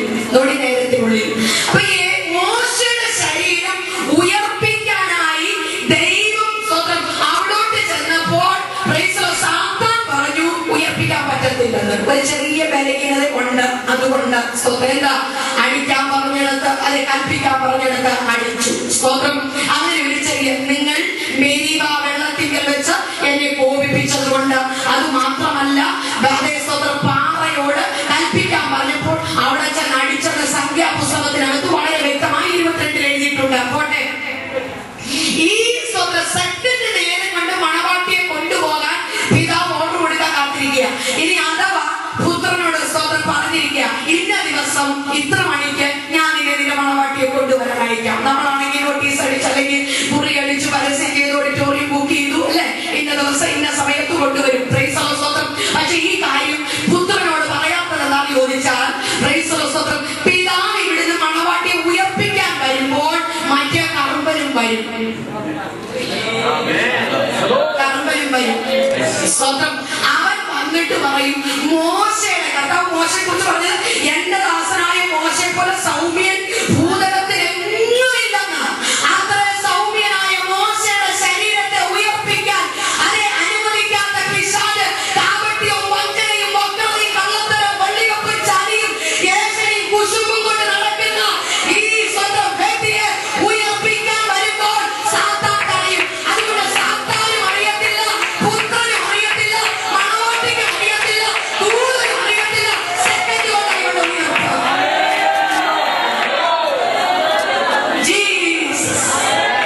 സെക്കൻഡ് കൊണ്ടായിക്കൊണ്ട് ഉയർപ്പ, സെക്കൻഡ് കൊണ്ടായിക്കൊണ്ട് പറക്കുന്നതാണ്. ഓ, കണ്ണി വെക്കുന്നതിനുള്ളിൽ തന്റെ മണവാട്ടിക്ക് വേണ്ടി ഒരുക്കി വെച്ചിരിക്കുന്ന മണിയറയിൽ പുത്രൻ ഇരിക്കുമ്പോൾ പുത്രന്റെ വലത്തു ഭാഗത്ത് ചെന്ന് ഈ പ്രാണപ്രിയ ഈ മണവാട്ടി, പ്രിയേ നിന്റെ സ്വരം ഞാനൊന്ന് കേൾക്കട്ടെ, പ്രിയേ നിന്റെ ശബ്ദം ഞാനൊന്ന് കേൾക്കട്ടെ, കരുതൂക്കിന്റെ മലവിൽ നിന്ന് മതി ശങ്കുരാമദ്രസ്യ, കരുതൂക്കിന്റെ മലവിൽ നിന്ന് മതി. പ്രസവമാകുന്ന കരുതൂക്ക്, കഷ്ടയാകുന്ന കരുതൂക്ക്, രോഗമാകുന്ന കരുതൂക്ക്, പ്രതിസന്ധിയാകുന്ന കരുതൂക്ക്, ലോകമാകുന്ന കരുതൂക്ക്, നിന്നെ നശിപ്പിക്കാൻ മണി അവിടെ എഴുതുന്നത് ഞാൻ നിന്നെ ഇതാ കൊണ്ടുപോകുന്ന സമയം. സ്തോത്രം. ഇതാ ഞാൻ എന്നെ ചിന്തിക്കുന്നത്, ഇത്ര സൗമ്യനും നിഷ്കളങ്കനും അതേ സ്വന്തം ദൈവഭക്തനുമായ 600,000 ഒരു രാത്രി പോറ്റി പുലർത്തിയതുപോലെ, ഒരമ്മ പ്രസവിച്ചതുപോലെ, ഉദരത്തിനകത്ത് ചുമന്നതുപോലെ, അതേ മോശ 600,000 കൊണ്ടു നടന്ന ദൈവം സാക്ഷ്യം പറഞ്ഞ പുരുഷന്റെ അതേ ഡെഡ് ബോഡിയോട് പിശാച് വാദിച്ചെങ്കിൽ ഇന്ന് പകൽക്കാലം പറയട്ടെ, നിന്റെ കാപട്യം മാറ്റ്, വക്രത മാറ്റ്, വഞ്ചന മാറ്റ്, ചതി മാറ്റ്, കുശുമ്പ് മാറ്റ്, കുഞ്ഞായ്മ മാറ്റ്, കൂട്ടിപ്പിടിപ്പിന് മാറ്റ്, സ്വാർത്ഥത മാറ്റ്, അഹങ്കാരം മാറ്റ്, നിങ്ങളെ മാറ്റ്. എപ്പോഴാണ് കാര്യങ്ങൾ അറിയത്തില്ല. ഇല്ലെങ്കിൽ അവൻ കൊണ്ടുപോകുമ്പോൾ ഇവന് തടസ്സം നിൽക്കും. സ്തോത്രം. മധ്യാകാശത്തിൽ എന്ന് പറഞ്ഞാൽ ഏറ്റവും പ്രിയപുരുഷനായ ദാനിയേലിന്റെ പ്രാർത്ഥന ആദ്യത്തെ ദിവസം സ്വർഗത്തിൽ എത്തിയപ്പോൾ അതേ സ്വന്തം പാർസി പ്രഭു വന്ന് ആ പ്രാർത്ഥനയെ തടയുവാൻ നിന്നപ്പോൾ മീഖായേലിനെ വിളിച്ച് അവനെ വെട്ടിമാറ്റി തന്റെ പ്രാർത്ഥനയ്ക്ക് മറുപടി കൊടുത്തെങ്കിൽ ഇന്ന് അവന്റെ പ്രാർത്ഥനയ്ക്ക് മറുപടിയുമായി ദൈവത്തിന്റെ ദൂതൻ ഇറങ്ങി വന്നിരിക്കുന്നു. തന്റെ മണവാട്ടിയെ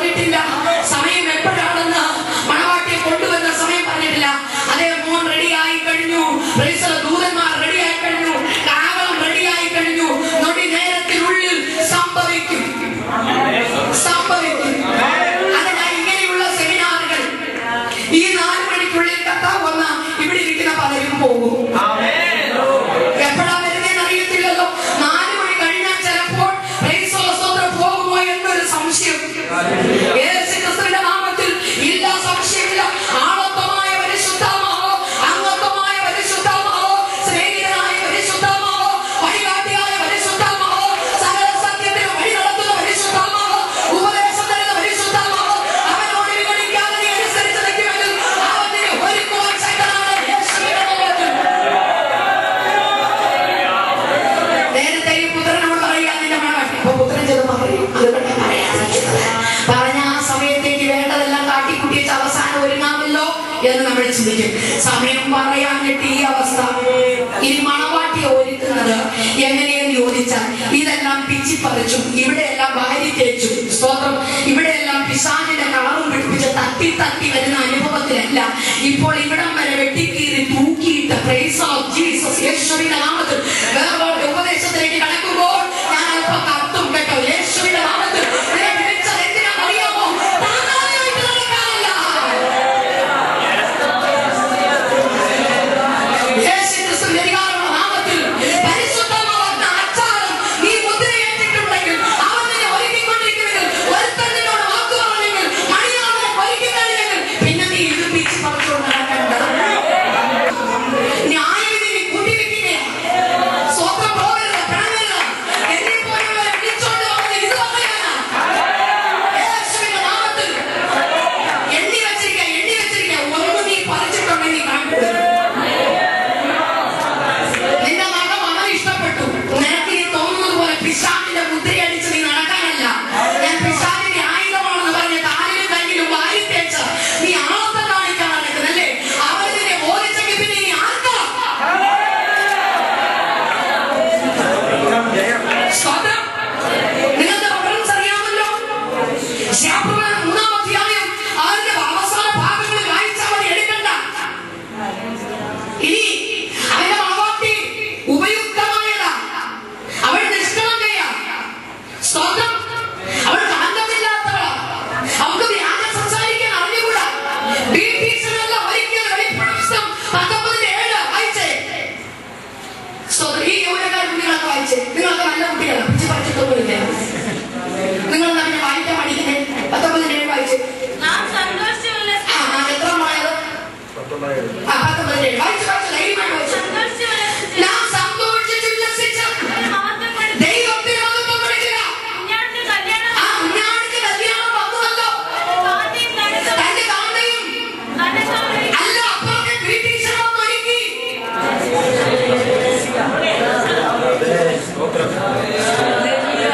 അറിയാമേ ഒരുക്കുന്നത് ആരാണെന്നറിയാം? രമ. സൂസമ്മ ഒരുക്കുന്നത് ആരാണെന്നറിയാമോ? കുസുമം. സ്വതം. പൂജ. ഇവരൊക്കെയാ ശ്വാസാമയും അറിയാമയും കുഞ്ഞുഞ്ഞമ്മയൊക്കെ ഒരുക്കുന്നത്. സ്വതം. എത്തി നോക്കാൻ പോയിട്ട് സ്വതം ആത്മാവിൽ ജനിച്ചില്ല എങ്കിൽ വെള്ളത്താലും ആത്മാവിനാലും ജനിച്ചില്ലെങ്കിൽ കാണാൻ പറ്റത്തില്ല. അടുത്ത് പറയുന്നു വെള്ളത്താലും ആത്മാവിനാലും ജനിച്ചില്ലെങ്കിൽ അവരെ കടക്കാൻ പറ്റത്തില്ല. സ്വതം. വെള്ളത്തിൽ ആത്മാവിൽ ജനിച്ചെന്ന് പറഞ്ഞിട്ട് കാണാൻ പറ്റത്തില്ലെന്ന് ഇങ്ങനെയൊക്കെ കാട്ടിക്കുട്ടിയെ ചവള പറഞ്ഞാൽ ഞാൻ ഉണ്ണി താഴെയിടുന്നു. ദൂതന്മാരെ ഏൽപ്പിച്ചിരിക്കുന്ന ഡ്യൂട്ടിയാ. ഇനി ദൂതന്മാർക്ക് ചിലപ്പോൾ മുഖപക്ഷം വന്ന് നിങ്ങളോട് ചില പ്രീതി തോന്നിയെങ്കിൽ ദൂതനെ കൂടെ ഞാൻ മുൻപ് ദൂതർക്കും കൂടെ ആ അവകാശം ലഭിച്ചിരിക്കുന്ന നമ്മൾ സുവിശേഷം പറയാൻ ആ അവകാശം നമുക്ക് കിട്ടിയതെങ്കിലും ചിലരെ ന്യായം വിധിക്കാനുള്ള അവകാശം ഉണ്ടെന്ന് ഇന്നല്ലെങ്കിൽ ഒരു ദിവസം വെളിപ്പെട്ടു വരും. യേശുവിന്റെ നാമത്തിലെയോ ജീസസ്. അല്ലെങ്കിൽ ഒരുക്കാൻ അവരിച്ചിട്ടാണ് നമ്മളോട് പറഞ്ഞത്. വെള്ളം കുടിക്കാതെ ഊസിക്കാൻ പറഞ്ഞിട്ട് ഇവിടെ നമ്മൾ വേഷം കെട്ടിയിട്ട് പോകാനല്ല. യേശുവിന്റെ നാമത്തിൽ ഇപ്പൊ ഒരു കുടം വെള്ളം കിട്ടിയാൽ കുടിക്കാമെന്ന് തോന്നുന്നുണ്ട്, പക്ഷെ നടക്കത്തില്ല. പറഞ്ഞു പോയി. സ്വതം. യേശുവിന്റെ നാമത്തിൽ ഹല്ലേലൂയ. സ്വതം. ഒരുങ്ങണം. ഇല്ലെങ്കിൽ എന്റെ ഓരോ തുള്ളി വയറപ്പം നിങ്ങൾ കണക്ക് കൊടുക്കേണ്ടി വരും. ക്രിസ്തുവിന്റെ നാമം ഉയരണമെന്നില്ലാതെ വേറെ ലക്ഷ്യമില്ല. ദൈവദാസനെ നിഷ്കളങ്ക മനസ്സാക്ഷി പറയുക. യേശുവിന്റെ നാമം ഉയരട്ടെ. യേശുവിന്റെ നാമം ഉയരട്ടെ. യേശുവിന്റെ നാമം ഉയരട്ടെ.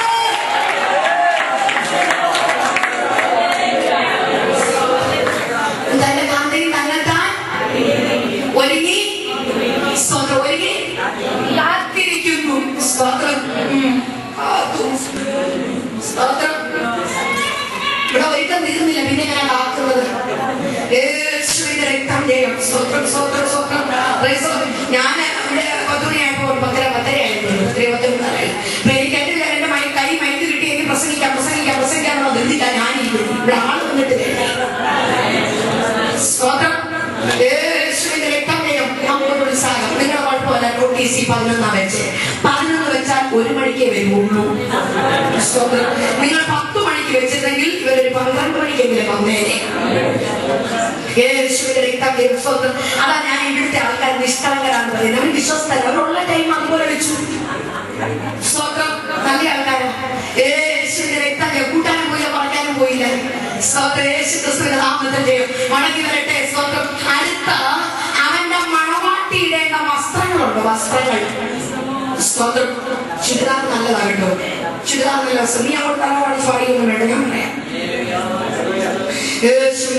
എന്റെ മുമ്പിൽ നിങ്ങൾ വേഷം കെട്ടി അന്നേരം വിളിച്ചു മേക്കെട്ട് പറഞ്ഞുണ്ടെങ്കിൽ ഇവിടെ വന്ന് ഈ ഉപദേശമാർക്ക് ജോലി ഇല്ലാതിട്ടല്ല ഇവിടെ എല്ലാത്തിനും ഇവിടെ വിളിച്ചു കൂട്ടിയത്. നിങ്ങളുടെ വേഷം കാണാനുമല്ല, അല്ലോ കേട്ടേച്ച് വീട്ടിൽ യേശുവിന്റെ രക്തം ചെയ്യും. സ്വന്തം സ്വന്തം സ്വന്തം സ്വന്തം. നിങ്ങൾക്ക് ഇച്ചിരി ഇപ്പൊ എന്നോട് പിണക്കുന്നുണ്ട്, കാരണം ഞാൻ ഈ പ്രായം കഴിഞ്ഞാൽ ഇവിടെ വരെ എത്തിയത്. അതുകൊണ്ട് സാരമില്ല, നിങ്ങൾ ഇവിടെ ഞാനൊരു ചക്കരയും പറയാം. നിങ്ങൾ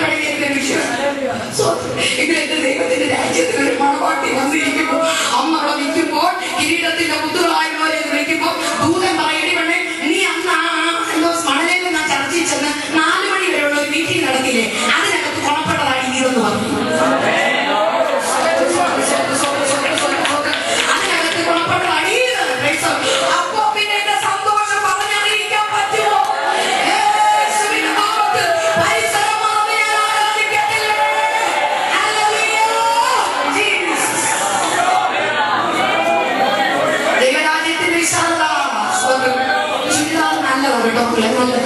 പക്ഷെ ഈ ഉണ്ടല്ലോ ഇപ്പോഴത്തെ വേഷം കെട്ടുന്ന ആൾക്കാര് എന്താ സ്വന്തം വേഷം കെട്ടുന്ന ആൾക്കാർ വായിച്ച മകളെ 1 പത്രോസ് 2-ാം അധ്യായം എടുത്തേ. ഞാൻ നോക്കട്ടെ. യേശു ക്രിസ്തുവിന്റെ നാമത്തിൽ രേഖം ചെയ്യാം, രേഖം ചെയ്യാം. ഞാൻ ഒന്ന് എടുത്തോട്ടെ മക്കളെ. എല്ലാ വാക്യവും ചിലപ്പോ ഓർമ്മ നിൽക്കത്തില്ല, പ്രായമൊക്കെ ആണെങ്കിൽ യേശു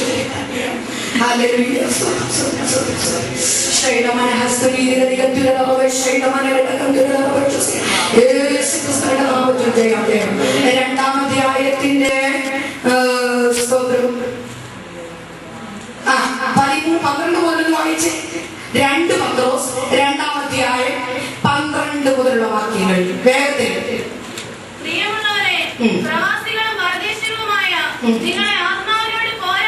യാഥാവാക്യം 2 പത്രോസ് 2-ാം അധ്യായം 12-ാം വാക്യം. ജാത്യ പിടിപെട്ട് നശിക്കുവാൻ വരുന്ന ബുദ്ധിയില്ലാത്ത ജന്തുക്കളെ പോലെ അവർ അറിയാത്തതിനെ ദുഷിക്കുകയാൽ അനീതിയുടെ കൂലി അനുഭവിച്ചുകൊണ്ട് സ്വന്തം അശ്രദ്ധത്താൽ നശിച്ചു പോകും.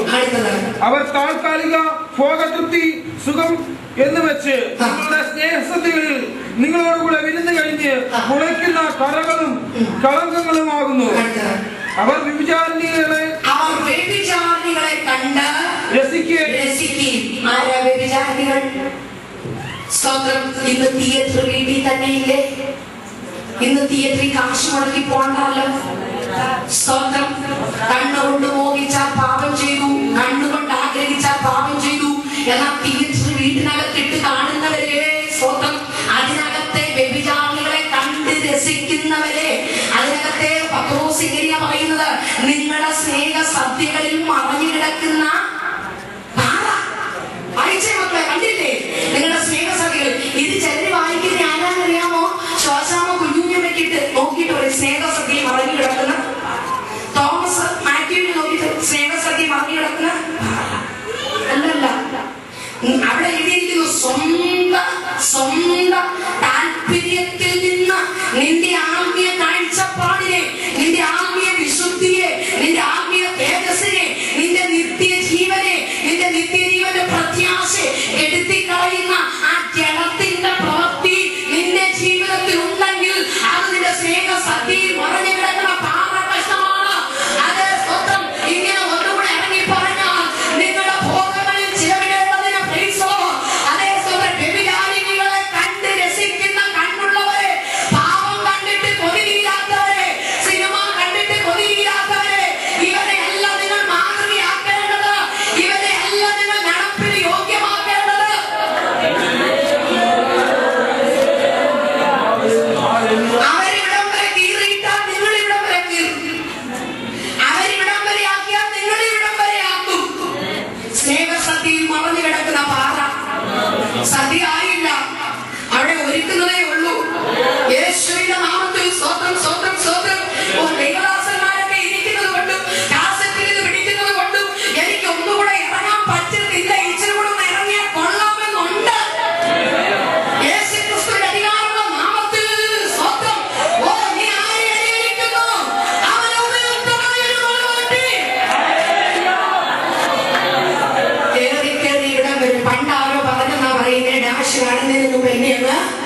സ്തോത്രം.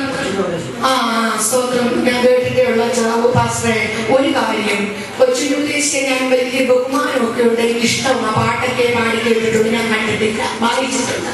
എന്നാല് സ്തോത്രം അദ്ദേഹം സ്നാനപ്പെട്ടേച്ച് മടങ്ങിപ്പോയി അച്ഛന്മാരോട് തിരുമേന്മാരോട് ക്ഷമ ചോദിച്ച് അതിനകത്ത് നിന്നു. പക്ഷെ ഒറ്റ തലമുറ ഇന്ന് സ്തോത്രം, ഒറ്റ തലമുറ ഇന്ന് ചുക്കിനും ചുണ്ണാമ്പിനും ദൈവസന്നിധിയില്ല. ഓർത്തോ? എന്നാ വില കൊടുത്ത പിതാക്കന്മാരുടെ സന്തതികളുണ്ടല്ലോ.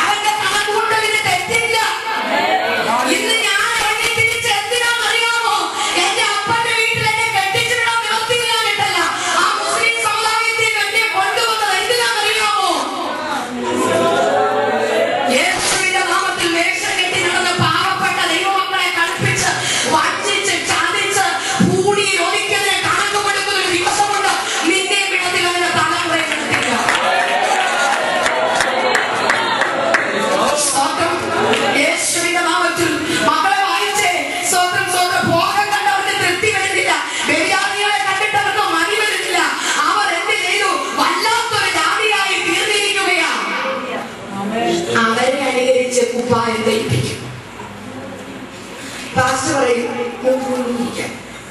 അവിടുന്ന് ഒപ്രാളം പിടിച്ച് ഇങ്ങോട്ട് വരും, മുട്ടുകുത്തും. നീങ്ങിരിക്കാൻ പറയും, ഒരു പാടി അവിടെ കിടക്കും, ഒരു പാടി ഇവിടെ കിടക്കും. നീങ്ങൽ അടുത്ത പാടി അവിടെ കിടക്കുന്നതിന് പുറത്ത് അടുത്ത ആള് വന്നിരിക്കും, ബാക്കി ഇവിടെ തീർന്നു. സ്തോത്രം. യേശുവിന്റെ നാമത്തിൽ ചിരിച്ചു കളയരുത്, ചിന്തിക്കാൻ. നിങ്ങളുടെ ജോലിയിൽ, നിങ്ങളുടെ ഡ്യൂട്ടിയിൽ, നിങ്ങളുടെ കമ്പനിയിൽ, നിങ്ങളുടെ ഓഫീസ് ഉദ്യോഗത്തിൽ ഞാൻ ഒന്നും പറയുന്നു. പക്ഷെ നീ ദൈവപൈതലാണോ? ആരാധനയ്ക്കെങ്കിലും വരുമ്പോൾ വിശുദ്ധ വസ്ത്രാലങ്കാരത്തോടെ. ഞാന് ഒരിക്കലും സ്തോത്രം എന്റെ ബ്ലൗസിന് തുണി ദൈവാത്മാവ് കാണിച്ചനുസരിച്ച് ഞാൻ തയ്ച്ചത്. സ്തോത്രം. ഇതല്ല കേട്ടോ, യേശുവിന്റെ രക്തല്ലേ, ഇതൊക്കെ കർത്താവ് പറഞ്ഞത്. അതുകൊണ്ട് എനിക്ക് ഫ്രീ ആയിട്ട് ശുശ്രൂഷിക്കാൻ അങ്ങനെ തുണി എടുത്ത് തയ്പ്പിച്ചു. സ്തോത്രം. അപ്പോ ആ മുസ്ലിമിന്റെ കുട്ടിങ്ങനെ ഇറക്കമൊക്കെ വെച്ച് കാളോട്ടിങ്ങനെ ഇറക്കമൊക്കെ ഇട്ട് വെച്ച് വളരെ ഒരു പുള്ളി വന്ന് പറയാ സ്തോത്രം വന്നിട്ട് പറയാ, ഓ പണ്ട് മുസ്ലിമിലല്ലായിരുന്നു, കിട്ടില്ല. മുസ്ലിങ്ങളെ പശുക്കളെ പിടിച്ച് വെളിയിൽ കെട്ടിയാറുണ്ടല്ലോ, അവിടെ തരിച്ചു കിടക്കുന്ന സ്ഥലത്ത് ഈ നഗ്നത കാണിച്ചു കൊണ്ട് ഒറ്റ എണ്ണത്തിന് പറ്റത്തില്ല. മുസ്ലിമിലായിരുന്നത് കൊണ്ടല്ല. സ്തോത്രം. മോശയ്ക്ക് ദൈവം പർവ്വതത്തിൽ പ്രമാണം കൊടുത്തു. മോശയ്ക്ക് പ്രമാണം കൊടുത്തപ്പോ സ്തോത്രം അതിനകത്ത് മോശയുടെ വസ്ത്രത്തിന്റെ അളവും തയ്യലിന്റെ രീതി ഇല്ലേ വസ്ത്രം ഉണ്ട്. സ്തോത്രം. അങ്ങനെയാണെങ്കിൽ സ്തോത്രം അത് മോശക്കല്ലേ? പുതിയ നിയമത്തിൽ എന്നാണ് ചോദിക്കുന്നത്? പുതിയ നിയമത്തിൽ യോഗ്യമായ വസ്ത്രം, ലജ്ജാശീലം, സുബോധം. സ്തോത്രം. ഇത് വളരെ വ്യക്തം. പുതിയ നിയമത്തിൽ വരുമ്പോൾ മോശ പുരോഹിതനും പ്രവാചകനും ശുശ്രൂഷകനും ഒക്കെ അതുപോലെ പുരോഹിത ശുശ്രൂഷയ്ക്ക് ഇറങ്ങേണ്ടവരുടെ വസ്ത്രത്തിന്റെ അളവും തയ്യലിന്റെ രീതിയും ഒക്കെ പറഞ്ഞിട്ടുണ്ട്. മനസ്സിലായോ? അപ്പൊ അങ്ങനെ പുതിയ നിയമത്തിൽ നമ്മൾ ആരാ? രാജാക്കന്മാരും പുരോഹിതന്മാരും രാജപുരോഹിത വർഗമാണ് എന്ന് പറഞ്ഞ ഈ വർഗം എന്ന് പറഞ്ഞതിനകത്ത് ഒരു പോയിന്റ് ഉണ്ട്. സ്വന്തം റംല ബീവി മുഹമ്മദ് ബഷീറിന്റെ മോളല്ല. രാജാവായിരുന്ന ഒരുത്തൻ ഭൂമിയിലേക്ക് ഇറങ്ങി വന്നു, അവന്റെ രക്തം കൊടുത്ത് വീണ്ടെടുത്തപ്പോ ആ വർഗത്തിന്റെ ഗുണം കാണിച്ചു. സ്വന്തം സ്വന്തം സ്വന്തം സ്വന്തം സ്വന്തം ആ വർഗം യേശുവിന്റെ നാമത്തിൽ ഏതൊരു വാക്യം എടുത്താലും അതിനകത്തുനിന്ന് ആത്മാവ് ചിലര് ചേഞ്ഞു തരും. യേശുവിന്റെ നാമത്തിൽ സഹോദരിക്കിന്റെ പാനവെക്കാനല്ല വാക്യം എടുത്തത്. ഓ യേശുവിന്റെ നാമത്തിൽ യോഹന്നാന്റെ ലേഖനം 2-ാം അധ്യായം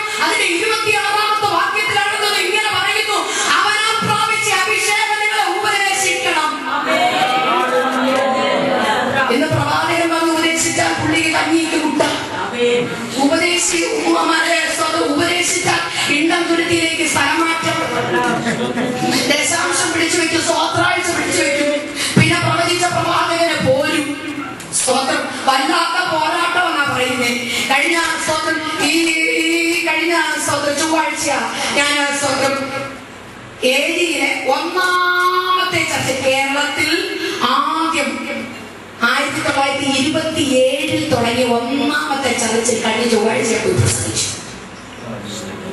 സ്വന്തം എന്ന് പറഞ്ഞാൽ പാരമ്പര്യം കൊണ്ടങ്ങ് ഇരിക്കുക. യേശുവിന്റെ നാമത്തിൽ ദൈവം നമ്മളെ അതിനല്ല തെരഞ്ഞെടുത്ത് വെച്ചിരിക്കുന്നത്. അവിടെ പറയുന്നു അവനാൽ പ്രാപിച്ച അഭിഷേകങ്ങൾ ഉപദേശിക്കണം. ഉപദേശം അടിക്കാനല്ല, ദശാംശത്തിൽ പിശുക്ക് കാണിക്കാനല്ല, സ്വത്രാഴ്ച മടക്കി വെക്കാനല്ല. ഇന്ന് ഏത് സഭകളിൽ ചെന്ന് നോക്കിയാലും ഏത് സ്വത്രാഴ്ച സ്ഥലത്ത് 10 രൂപ ചിട്ടിയാണ്. പണ്ട് 2 രൂപ 10 പൈസ ചിട്ടിയായിരുന്നു. ഇപ്പൊ 10 രൂപ ചിട്ടി ഇച്ചിരി പുരോഗമിച്ചിട്ടുണ്ട്. അമേരിക്കയിൽ ഗൾഫ് ആയല്ലേ 10 രൂപ ചിട്ടി. 10 രൂപ ചിട്ടി ഒന്ന് മാറ്റിക്കേ. 1 രൂപയുടെ അതെ 10 രൂപയുടെ 100 രൂപയുടെ കണക്ക് വെച്ചിടാതെ നീ ഒന്ന് വിശാലത വരുത്തിക്കേ.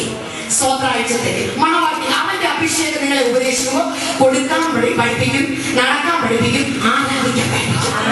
അതിന് നമുക്ക് മാതൃകാ പുരുഷൻ എന്ന് പറയുന്നത് അതേ അബ്രഹാമാണ്. 15-ാം അധ്യായത്തിൽ ദൈവം അബ്രഹാമിനെ വിളിച്ചിട്ട് പറഞ്ഞു നിന്റെ നടപ്പ് തെളിയിക്കാൻ പറഞ്ഞു. 15-ാം അധ്യായത്തിൽ പറഞ്ഞു മോനെ തരാമത്. 16-ാം അധ്യായത്തിൽ മോന്റെ സഹോദരന്റെ പുത്രന്റെ പോരാട്ടത്തിന്റെ പുറകെ പുള്ളി പോയി. കുറച്ച് എണ്ണം ദിവസത്തേക്ക് തന്നു. 17-ാം അധ്യായത്തിൽ വന്നപ്പോൾ കർത്താവ് വിളിച്ചിട്ട് പറഞ്ഞു എടാ ഞാൻ തരാമെന്ന് പറഞ്ഞല്ലോ, ഒരു കാര്യം ചെയ്യും, നടപ്പ് തെളിയിക്കുക. അപ്പൊ തരാമേ പറഞ്ഞോളൂ, സമയം പറഞ്ഞു. ഞാനൊരു സന്തതിയെ തരാമെന്നേ പറഞ്ഞോളൂ അല്ലേ? സമയം പറഞ്ഞില്ല, വർഷം പറഞ്ഞില്ല, ദിവസം പറഞ്ഞില്ല. നമ്മളാണെങ്കിൽ സമയം പറഞ്ഞ്, ദിവസം പറഞ്ഞ്, ആഴ്ച പറഞ്ഞ്, മണിക്കൂർ പറഞ്ഞ്, സെക്കൻഡ് പറഞ്ഞ് നോക്കിയിരിക്കും, കിട്ടിയില്ല. പിന്നെ പറയും ഓ ദൈവത്തെ സേവിച്ചിട്ടു ഇറങ്ങിയത് നിന്നോട് സമയം പറഞ്ഞില്ല, തരാമെന്നേ പറഞ്ഞു. അതെന്ന് കിട്ടും? സ്വന്തം പറ. കിട്ടുമ്പോ കിട്ടട്ടെ. സ്വന്തം പറ. അങ്ങനെ പ്രാർത്ഥിച്ച നിരാശ വരത്തില്ല. വസ്ത്രത്തിന്റെ അവിടേക്കാണല്ലോ ഉപയുക്തമായ വസ്ത്രം. അതേ വസ്ത്രം ധരിക്കുമ്പോൾ അതിന് യോഗ്യമായ ലജ്ജാശീലം ഉണ്ടായിരിക്കണം. ഇത് കാറ്റടിച്ച് നിങ്ങൾ ബസ്സിലൊക്കെ കയറുമ്പോൾ ഞാൻ കണ്ടിട്ടുണ്ട്. കൂടുതൽ ഈ ട്രാൻസ്പോർട്ട് ബസ്സും ട്രെയിനും ഒക്കെ സമയമായ എന്റെ കഷ്ടകാലമാണ്. എനിക്കറിയാം കൂടുതൽ യാത്ര. ഇതിനകത്തൊക്കെ കയറി ഓരോ പെൺപിള്ളാരുടെ വേഷം കാണുന്നു. സമുദായക്കാരെ കുറിച്ച് ജാതികളെ കുറിച്ച് ഞാൻ പ്രസംഗിക്കത്തില്ല.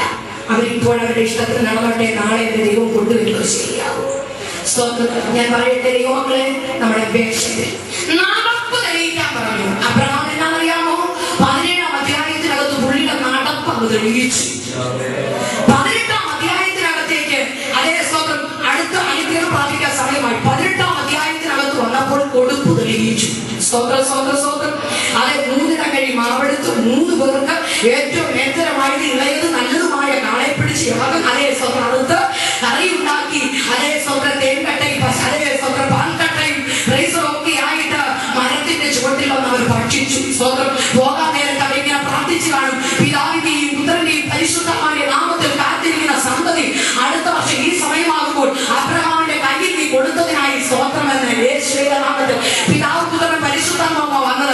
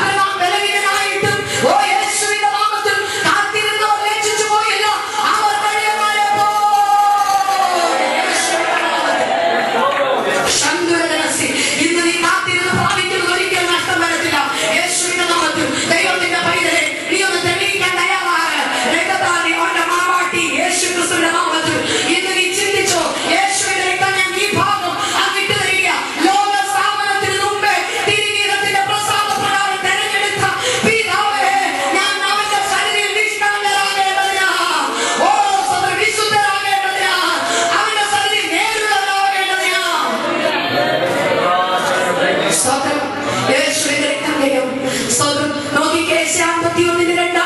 ഓ ഹല്ലേലൂയ, സ്തോത്രം. നിങ്ങളെ വെട്ടിയെടുത്ത കരുവത്തിലേക്കും കുഴിച്ചെടുത്ത പാറയിലേക്കും നിങ്ങളൊന്ന് തിരിഞ്ഞു നോക്കുവിൻ.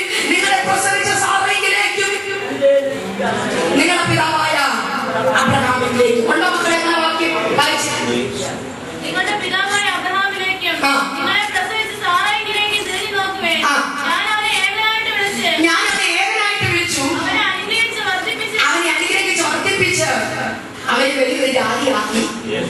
സ്വതം അത് ആ ജാതിയാക്കി അവിടെ എഴുതിയിട്ടില്ലെങ്കിലും പുതിയ നിയമത്തിലേക്ക് വരുമ്പോൾ, റോമാലേഖനം പഠിച്ചു വരുമ്പോൾ 4-ാം അധ്യായം മുതൽ അവനെ വലിയൊരു ജാതിയാക്കി. ആ ജാതി ആയതായിരുന്നു നിലനിൽക്കുന്നത്. ജാതി ആയതാണ്. ഒന്ന് അബ്രഹാമിനെ വിളിച്ചു, അവനെ ഏകനായി വിളിച്ചു, അവനെ അനുഗ്രഹിച്ചു, വർദ്ധിപ്പിച്ചു യേശുവിന്റെ നാമത്തിൽ.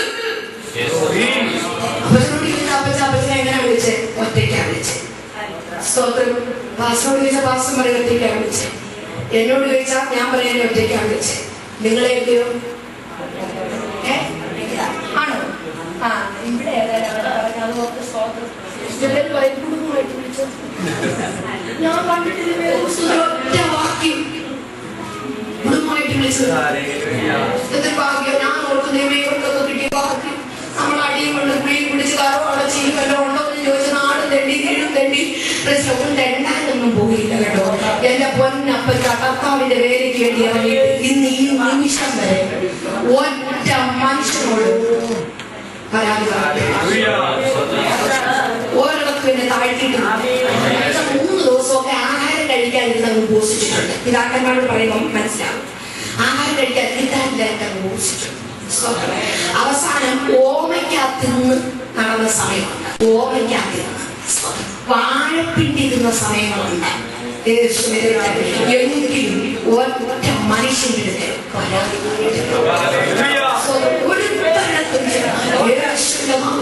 ഇപ്പൊ അവർ പറയുന്നത് ലക്ഷങ്ങൾ ഉണ്ടാവുന്നതാണ്.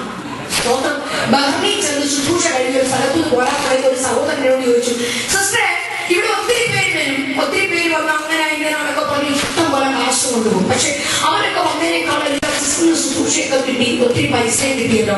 അവരിവിടുന്ന് പോയിട്ട് അങ്ങനെ ഇങ്ങനെയാരൊക്കെ പറഞ്ഞ് മേടിച്ചോണ്ട് പോയിട്ട് അവർ തോട്ടവും മേടിക്കും, മക്കളെ കെട്ടിച്ചു, മക്കളെ വലിയ ഡോക്ടറിനെ MBBS ഒക്കെ പഠിപ്പിക്കും. പിന്നെ അവരുണ്ടല്ലോ വലിയ ബെൻസൊക്കെ എടുക്കും. ഒരേ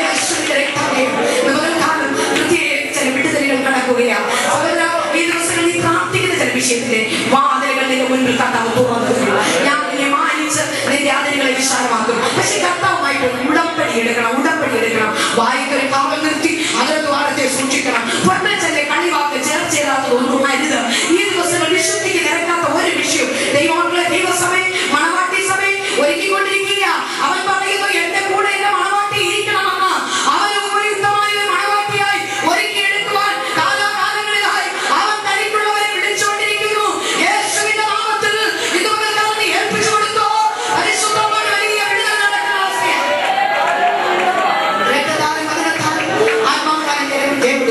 അവിടെ വായിച്ചത് എങ്ങനെ മക്കളെ? നിന്നെ വെട്ടിയെടുത്ത കരികപ്പത്തിലേക്കും കുടിച്ചെടുത്ത പാറയിലേക്കും ഞാൻ അബ്രഹാമിനെ വിളിച്ചു. അവരെങ്ങനെ വിളിച്ചു? ഏകനായി വിളിച്ചു. ഞാൻ അവനെ അനുഗ്രഹിച്ചു. അവനെ എന്ത് ചെയ്തു? വർദ്ധിപ്പിച്ചു. യേശുവിന്റെ നാമത്തിൽ അപ്പച്ചൻ ഒറ്റയ്ക്ക് ദേശത്ത് ഇറങ്ങി അനുഗ്രഹിച്ചു, വർദ്ധിപ്പിച്ചു. ഒരു സഭയായി, 2 സഭയായി, 10 സഭയായി, 100 സഭയായി, ആത്മാക്കളായി, അഭിഷേകന്മാരെ ഒരു വർദ്ധനവിന്റെ കാലഘട്ടമാണ്. യേശുവിന്റെ നാമത്തിൽ ഒരു വർദ്ധനവിന്റെ കാലഘട്ടമാണ്. യേശുക്രിസ്തുവിന്റെ അധികാരമുള്ള നാമത്തിൽ പരിശുദ്ധമ വ്യക്തമായി പറയുന്നു, ഒരു വർദ്ധനവിന്റെ കാലഘട്ടമാണ്. ദേശത്തിന്റെ ശക്തി വിട്ടുപോകട്ടെ, ശാപത്തിന്റെ ശക്തി മാറിപ്പോകട്ടെ, കരച്ചിന്റെ മാറിയുടെ ശക്തി മാറിപ്പോകട്ടെ, ആത്മാവിന്റെ ആത്മാവ് നീങ്ങിപ്പോകട്ടെ, അഭിവൃദ്ധിയുടെ ആത്മാവ് കടന്നു വരട്ടെ, അനുഗ്രഹത്തിന്റെ ആത്മാവ് നിറഞ്ഞു വരട്ടെ.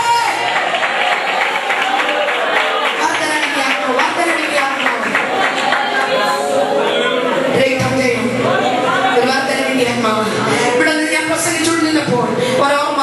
കഴിഞ്ഞ വർഷം കഴിഞ്ഞ മുമ്പത്തെ വർഷം ജനുവരിയിൽ ഞാൻ പ്രാങ്കമണ്ണ റാന്നി സ്തോത്രം സഭയിൽ, അതുപോലെ അപ്പോസ്തലിക ചർച്ചാണെന്ന് തോന്നുന്നു, അതോ സ്തോത്രം ഭോപ്പാലിലുള്ള ഒരു സ്ഥാപകനാണ് ഇതിന്റെ ഉടമസ്ഥൻ. ആ ചർച്ചിലെ കൺവെൻഷൻ ഞാൻ പ്രസംഗിച്ചുകൊണ്ടിരിക്കുമ്പോൾ പരിശുദ്ധാത്മാവിനോട് പറഞ്ഞു, ദേശത്തോട് ദൂത് വിളിച്ചു പറയാൻ പറഞ്ഞു. ദേശത്തെ കുറിച്ചുള്ള ദൂത്.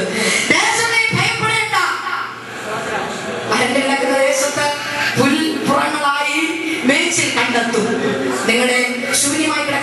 തലയിലെല്ലാം എണ്ണ കറക്കി വിടും, പറഞ്ഞേച്ചു പോയി.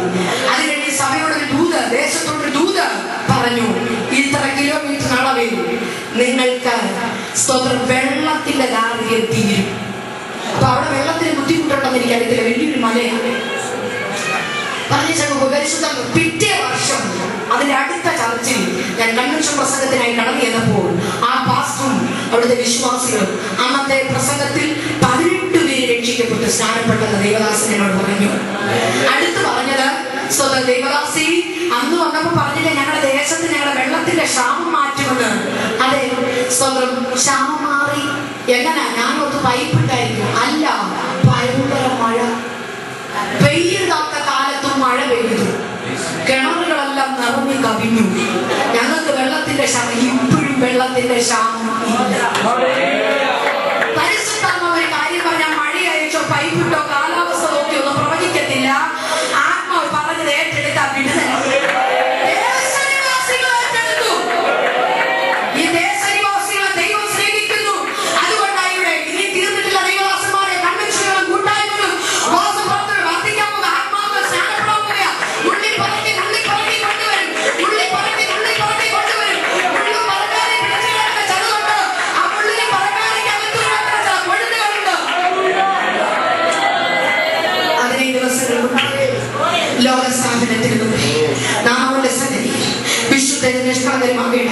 തിരീരത്തിന്റെ പ്രസാദ പ്രകാരം അവൻ നമ്മെ തെരഞ്ഞെടുത്തു, പുത്രന്റെ രാജ്യത്തിലാക്കി വെച്ചു. തന്റെ മണവാട്ടി തന്നെ താൻ ഒരുക്കി കാത്തിരിക്കുന്നു. യേശുവിന്റെ രക്തത്താലും സ്തോത്രം എന്നാണ് ലോക സ്ഥാപനം എനിക്ക് വെളിപ്പെട്ടിട്ട് 28 വർഷമേ ആയുള്ളൂ. ഇവിടെ ഇരിക്കുന്ന ഓരോരുത്തരോടും ചോദിച്ചാൽ അവർ പറയും, അപ്പച്ചൻ പറയും 70 വർഷമായി, 50 വർഷമായി, 30 വർഷമായി, 3 വർഷമായി, 6 മാസമായി എന്ന് പറയും. പക്ഷേ അപ്പോഴല്ല വെളിപ്പെട്ടത്, അപ്പോഴല്ല നിന്നെ തെരഞ്ഞെടുത്തത്. നിന്നെ തെരഞ്ഞെടുത്തത് എപ്പോഴാണ് ചോദിച്ചാൽ അത്രയും വരെ വാക്യം ഉള്ളത് കൊണ്ട് ഞാൻ അവിടെ നിർത്തുകയാണ്. നാം നമ്മുടെ സാദൃശ്യത്തിലും സ്വരൂപത്തിലും. ഉൽപ്പത്തി പുസ്തകം 1:26 പറയുന്നു, നാം നമ്മുടെ സാദൃശ്യത്തിലും സ്വരൂപത്തിലും. അപ്പോൾ ദൈവത്തിന് ഒരു സാദൃശ്യം ഉണ്ടായിരുന്നു, ഒരു സ്വരൂപം ഉണ്ടായിരുന്നു. അതിനകത്ത് ഞാനും നിങ്ങളും അടങ്ങിയിരുന്നു. ഈ കണ്ണുപൊട്ടി തമിഴിൽ വിളിച്ച് സ്വോത്രം പറഞ്ഞ് സ്വോത്രം പറയാൻ അറിയാത്തവരും ചൊറിഞ്ഞും മാന്തിയും ഒക്കെ വന്നിരിക്കുന്നവരെ, അതേ ഇന്നല്ല നിന്നെ കണ്ടതാ. എന്ന് കണ്ടു? ലോകം സ്ഥാപിക്കുന്നതിനു മുമ്പേ.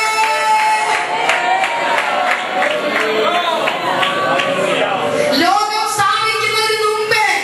ഇനി ഒന്നുകൂടെ ഇറങ്ങിപ്പോയാൽ അതേ സദൃശ്യവാക്യം 8:22 മുതൽ വായിക്കുമ്പോൾ അവിടെ കാണാൻ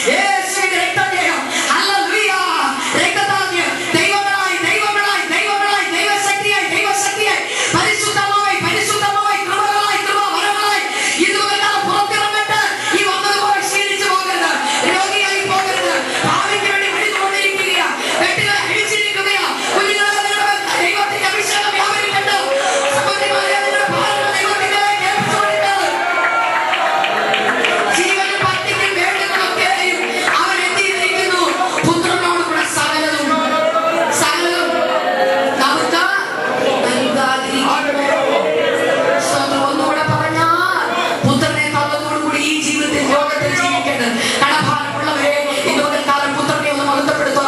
നീ ഒരു അരമണിക്കൂർ സ്തോത്രം ചെയ്യാം. വിദേശത്ത് പോകാൻ അതേ ദൈവത്തിന്റെ രാജ്യം അന്വേഷിക്കുന്നവർ, നിത്യത പ്രാപിക്കാൻ ആഗ്രഹിക്കുന്നവർ, ആത്മാവിനെ മനസ്സുവാങ്ങാൻ ആഗ്രഹിക്കുന്നവർ ഇന്ന് പകൽക്കാലം ഏൽപ്പിച്ചു കൊടുത്ത് പുത്രന്റെ രാജ്യത്തിൽ ഇരുത്തുവാൻ അവൻ നമ്മെ ഒരുക്കിക്കൊണ്ടിരിക്കുകയാണ്. നാം നമ്മുടെ സാദൃശ്യത്തിൽ സ്വരൂപത്തിൽ എന്ന് പറഞ്ഞതിനകത്ത് ഞാൻ നിങ്ങൾ മടങ്ങിയിരിക്കുന്നു. ആ ശബ്ദത്തിനകത്തുണ്ട്, ആ ശക്തിക്കകത്തുണ്ട്. ഇന്ന് പകൽക്കാലം പിതാവേ, പുത്രന്റെ നാമത്തിൽ ഞങ്ങൾ അപേക്ഷിക്കുന്നു. ഞങ്ങളുടെ മുൻപിൽ നിൽക്കുന്ന പ്രതിസന്ധികൾ, ഞങ്ങളുടെ മുൻപിൽ നിൽക്കുന്ന പോരാട്ടങ്ങൾ, ഞങ്ങളുടെ മുൻപിൽ നിൽക്കുന്ന പ്രതികൂലങ്ങൾ, ഞങ്ങളുടെ മുൻപിൽ നിൽക്കുന്ന രോഗങ്ങൾ, ഞങ്ങളുടെ തലമുറയിൽ നിൽക്കുന്ന പ്രശ്നങ്ങൾ, ഞങ്ങളുടെ തലമുറയുടെ ഭാവിക്കെതിരായി നിൽക്കുന്ന പ്രശ്നങ്ങൾ, നാസറായ യേശുവിന്റെ നാമത്തിൽ ഇന്ന് പകൽക്കാലം ഞങ്ങളുടെ മുൻപിൽ നിന്ന് പുറകോട്ട് മാറുമ്പോൾ ഞങ്ങൾ കൽപ്പിക്കുകയാണ്.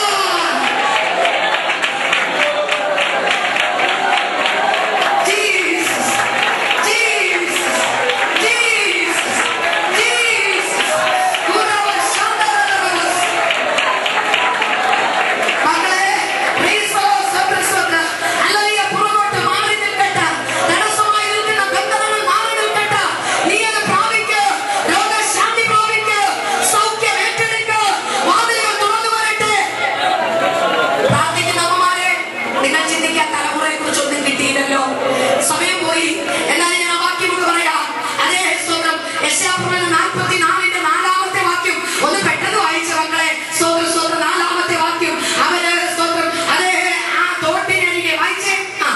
യെശയ്യാപ്രവചനം 44-ന്റെ 4-5 വായിച്ചേ. അവർ പുല്ലിന്റെ ഇടയിൽ തോടുകൾക്കരികെയുള്ള അലരികൾ പോലെ എന്ത് ചെയ്യുന്നു? ഇത് നിങ്ങളുടെ തലമുറയെ കുറിച്ചുള്ള ദൂത. ഇന്ന് വാടിയും കരിഞ്ഞും തളർന്നും ഒക്കെ ഇരിക്കുകയാണെങ്കിലും, ഇന്ന് അവരെ ക്ഷീണിച്ചിരിക്കുകയാണെങ്കിലും തലമുറയെ നോക്കിക്കൊണ്ട് പറയുന്നു, അവർ നീർത്തോടിയായിട്ട് ആരാധനയാകുന്ന നീർത്തോട്, സഭയാകുന്ന നീർത്തോട്, വചനമാകുന്ന നീർത്തോട്, പരിശുദ്ധമാകുന്ന നീർത്തോട്, പദ്ധതിയാകുന്ന നീർത്തോട്, പ്രാർത്ഥനയാകുന്ന നീർത്തോട്, ഇതിന്റെ അരികിൽ പാർക്കുന്ന നിന്റെ സന്തതി എങ്ങനെയാണെന്നറിയാമോ? നീർത്തോടരികിൽ മുളച്ചു വരുന്ന തൈകൾ പോലെ, മുളച്ചു വരുന്ന തൈകൾ പോലെ, അലരി പോലെ. അലരിയെ മാറ്റി നിർത്താൻ പറ്റത്തില്ല. അവർ വാടിപ്പോകുന്ന കാരണം ആറ്റിനരികില കണ്ണുനീരാകുന്ന ആറ്, പ്രാർത്ഥനയാകുന്ന നദി, ഉപവാസമാകുന്ന തോട്, സഭയാകുന്ന തോട്. ഈ പുല്ലിനരികിൽ നിന്ന്, ഈ പ്രസംഗത്തിന്റെ ഇടയിൽ നിന്ന്, ഈ ഉപവാസ പ്രാർത്ഥനയിടയിൽ നിന്ന് ഇതിനകത്ത് വന്നിരുന്ന നിങ്ങൾ പച്ച പിടിച്ച് പുറത്തുപോകട്ടെ. യേശുവിന്റെ നാമത്തിൽ അനുഗ്രഹിക്കാൻ ദൈവദാസന്മാരെ. യേശുവിന്റെ നാമത്തിൽ സന്തതികളെ അനുഗ്രഹിക്കാം, തലമുറകളെ അനുഗ്രഹിക്കാം, കുടുംബങ്ങളെ അനുഗ്രഹിക്കാം. പുത്രന്റെ രാജ്യത്തിൽ